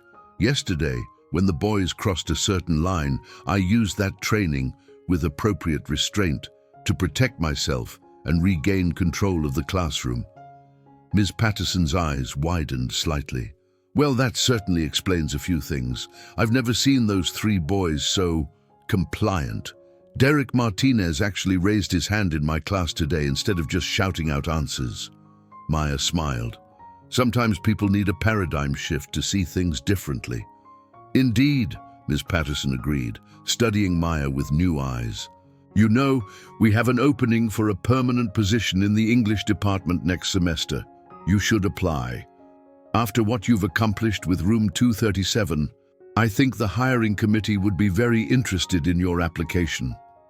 I'll consider it, Maya replied, genuinely surprised by the suggestion. Until yesterday, she had assumed her time at Roosevelt High would end in resignation or termination, not a potential permanent position. The conversation shifted to curriculum and teaching strategies, and Maya found herself engaged in the kind of collegial exchange she had hoped for when entering the profession. By the time lunch ended, she had been invited to join the faculty book club and had agreed to share some of her classroom management techniques at the next department meeting, a request that made her smile inwardly at its irony. As Maya made her way to her afternoon classes, she passed Principal Johnson in the hallway. He nodded to her with a strange expression, part wariness, part respect, but didn't stop to speak. Maya took this as a positive sign. If the administration was planning to terminate her contract, they likely would have done so immediately, rather than allowing her to continue teaching. The afternoon classes followed the same pattern as the morning: increased student engagement, respectful behavior, and a noticeable improvement in the overall learning environment. By the end of the day, Maya felt a sense of accomplishment that had been entirely absent during her previous weeks at Roosevelt High. As she was gathering her materials to leave, there was a knock at her classroom door. Maya looked up to see Principal Johnson standing in the doorway, his expression unreadable. "Miss Rodriguez, do you have a moment?" "Of course, Principal Johnson," Maya replied, maintaining her composure despite the sudden acceleration of her pulse. Perhaps she had been too optimistic about retaining her position. Johnson entered the room and closed the door behind him, a gesture that immediately put Maya on alert. He remained standing, creating a power dynamic that Maya recognized as intentional. "I've been hearing some interesting reports about yesterday's incident in your classroom," he began, studying her face closely. "I'm sure you have," Maya acknowledged calmly. "Derek Martinez's father called me this morning," Johnson continued, watching for her reaction. Maya kept her expression neutral, though internally she was preparing for the worst. Robert Martinez's influence on the school board made him effectively Johnson's boss. If he wanted Maya fired, it would almost certainly happen. "And what did Mr. Martinez have to say?" she asked. To her surprise, Principal Johnson's stern expression cracked slightly. "He thanked me, said it was about time someone finally stood up to his son and taught him there are consequences for his actions." Maya blinked, genuinely startled. "He thanked you?" Johnson nodded, looking almost as surprised as Maya felt. "Apparently Derek came home yesterday and had a long conversation with his parents about his behavior at school. He confessed to months of bullying various teachers and students, admitted to the assault on you, and told them he wanted to make changes in his life." "That's unexpected," Maya managed. "Indeed," Johnson agreed. "Robert Martinez has always been protective of his son, to the point of enabling his worst behaviors. To hear him acknowledge that Derek needed boundaries was nothing short of astonishing." Johnson moved to sit at one of the student desks, his posture relaxing slightly. "Which brings me to the question I came here to ask. What exactly happened yesterday, Miss Rodriguez?" Maya considered her response carefully. "The boys crossed a line," she said finally. "They physically assaulted me by tearing my clothing in front of the entire class. I defended myself using the training I've received, and I established clear boundaries for future behavior." "This training," Johnson pressed. "Several students have described it as some form of martial arts expertise." "My father is a Navy SEAL," Maya explained. "He insisted I learn to protect myself from a young age. I hold various certifications in several disciplines." Johnson studied her with new eyes, as if seeing her clearly for the first time. "And you never mentioned this during your interview because it wasn't relevant to my qualifications as an English teacher," Maya replied simply. A short laugh escaped Johnson, surprising them both. "Not relevant. 3 weeks ago, I told you that you needed to establish better classroom management and be more authoritative. If I had known you were capable of, well, whatever it is you did to those boys, I might have offered different advice. With all due respect, Principal Johnson, physical intimidation shouldn't be necessary to maintain order in a classroom. The fact that it came to that point represents a failure, not just mine, but of the entire system that allowed those 3 students to drive away multiple teachers with no meaningful consequences." Johnson had the grace to look uncomfortable at this assessment. "You're not wrong," he admitted after a moment. "The situation with Derek Martinez and his friends should have been addressed long before you arrived. There were political complications." "His father's position on the school board," Maya nodded. "Among other factors," Johnson acknowledged. "But that's no excuse for leaving you to handle the situation without proper support. For that, I apologize." The sincerity in his voice surprised Maya. "Thank you," she said simply. Johnson stood, straightening his tie in a gesture that seemed to signal a return to more formal territory. "Moving forward, I'd like to offer you a position for the remainder of the school year. The students in room 237 have shown remarkable improvement in just one day, and I believe continuity would benefit them greatly." "I appreciate the offer," Maya replied. "I'd like to continue working with them." "Excellent," Johnson nodded briskly. "And Miss Rodriguez, if you encounter any further disciplinary challenges, please come to me directly. I believe we can find solutions that don't require quite such dramatic demonstrations of your extracurricular skills."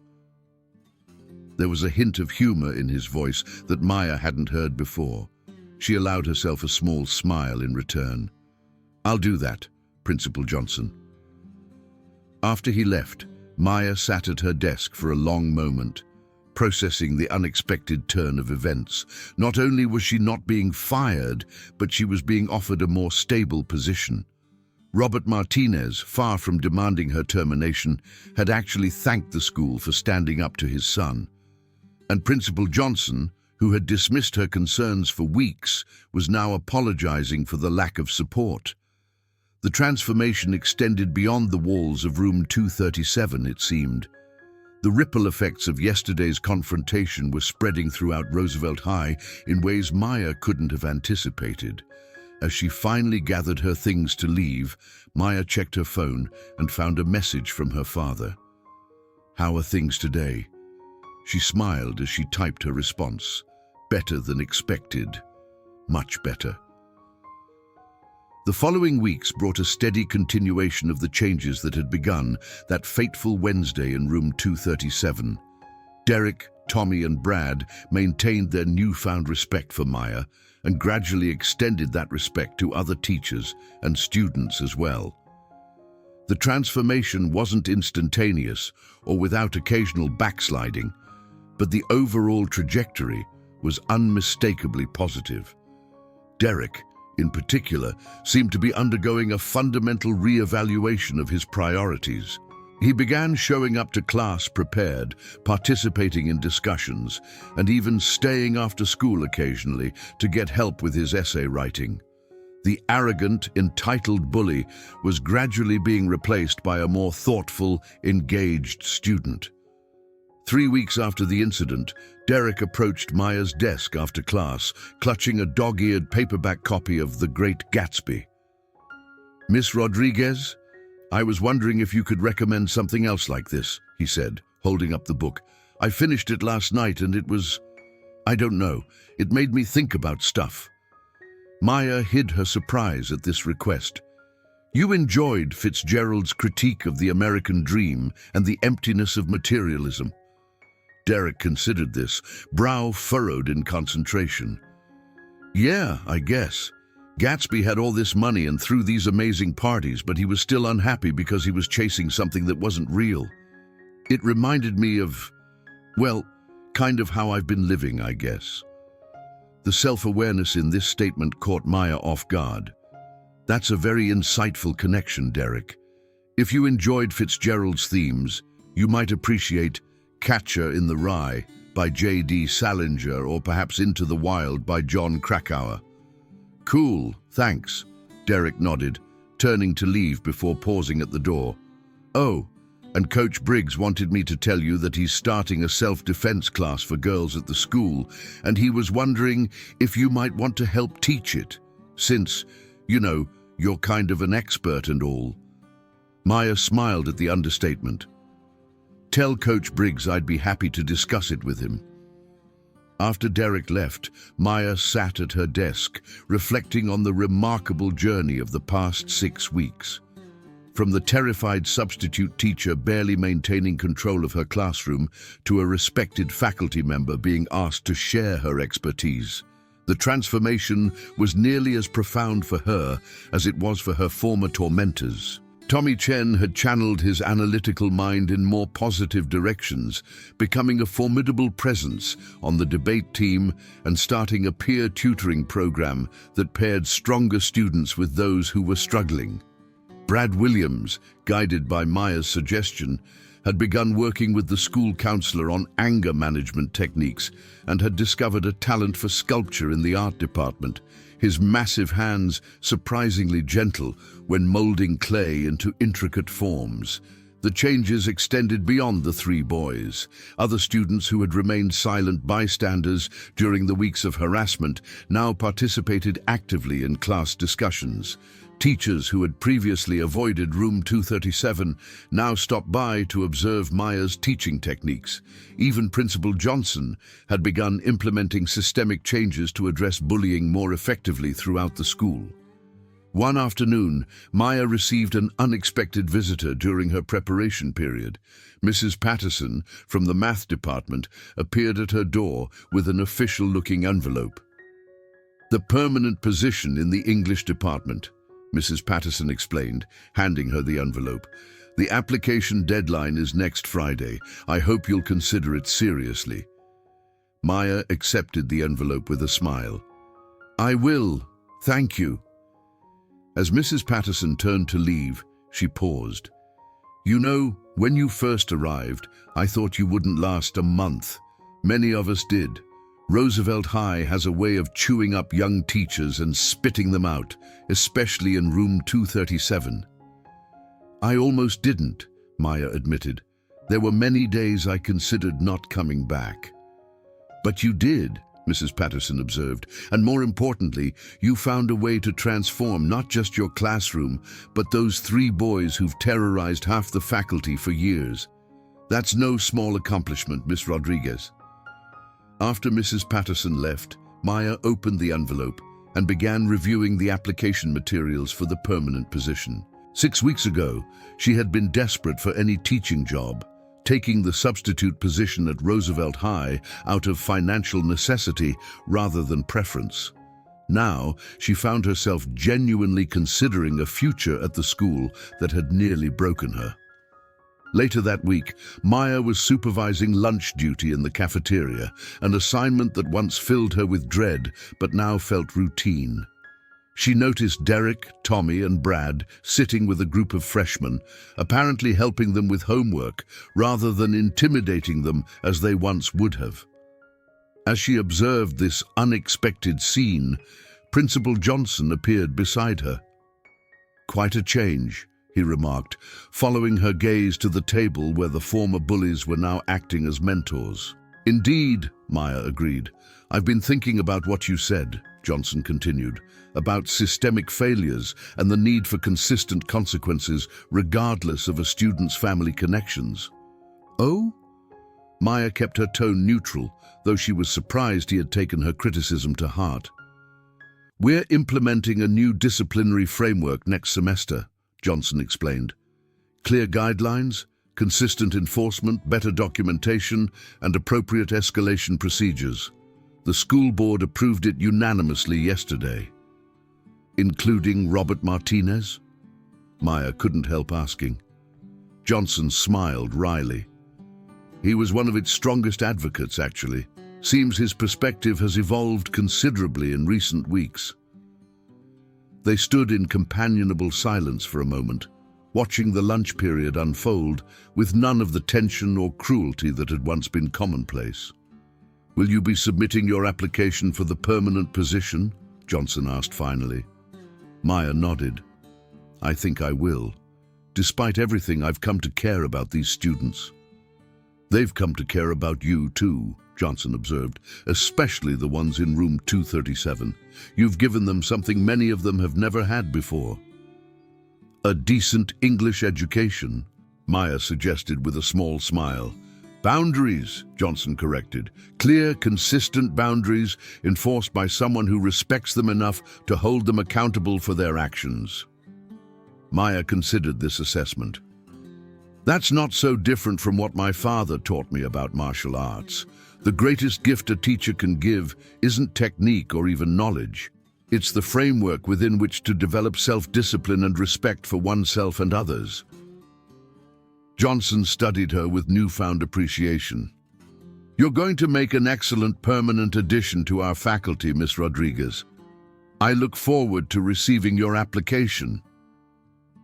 As Principal Johnson walked away, Maya turned her attention back to the cafeteria, where the transformation she had catalyzed continued to unfold in 100 small ways. Students moved through the space with less aggression and more consideration.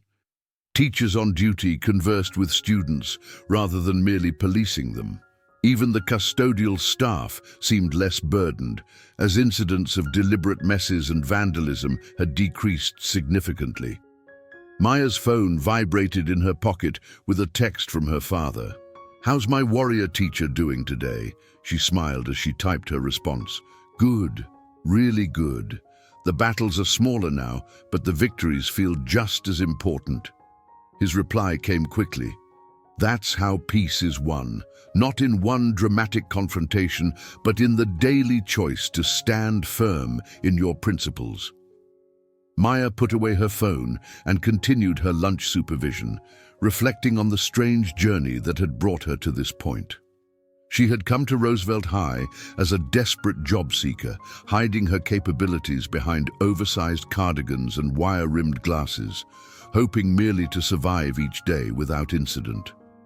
The irony wasn't lost on her that it was only when she had stopped hiding, when she had finally revealed her true strength and established clear boundaries, that she had found her place in this community. The very skills she had kept separate from her teaching identity had ultimately made her a more effective educator. 3 weeks later, Maya stood at the front of room 237, watching her students file in for first period. The classroom had undergone a physical transformation that mirrored the change in its atmosphere. New posters on the walls featuring diverse authors and inspirational quotes, desks arranged in a semicircle to facilitate discussion, a small lending library of paperbacks in the corner for students who wanted to explore beyond the required reading. Derek, Tommy, and Brad took their usual seats in the front row, a location they had claimed voluntarily after that fateful day and maintained ever since.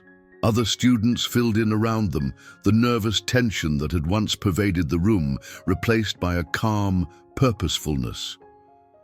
"Good morning, everyone," Maya greeted them, her voice clear and confident. Gone was the timid whisper that had characterized her first days at Roosevelt High. Today we're starting our unit on personal narratives. We'll be examining how authors use their own experiences to create meaningful connections with readers.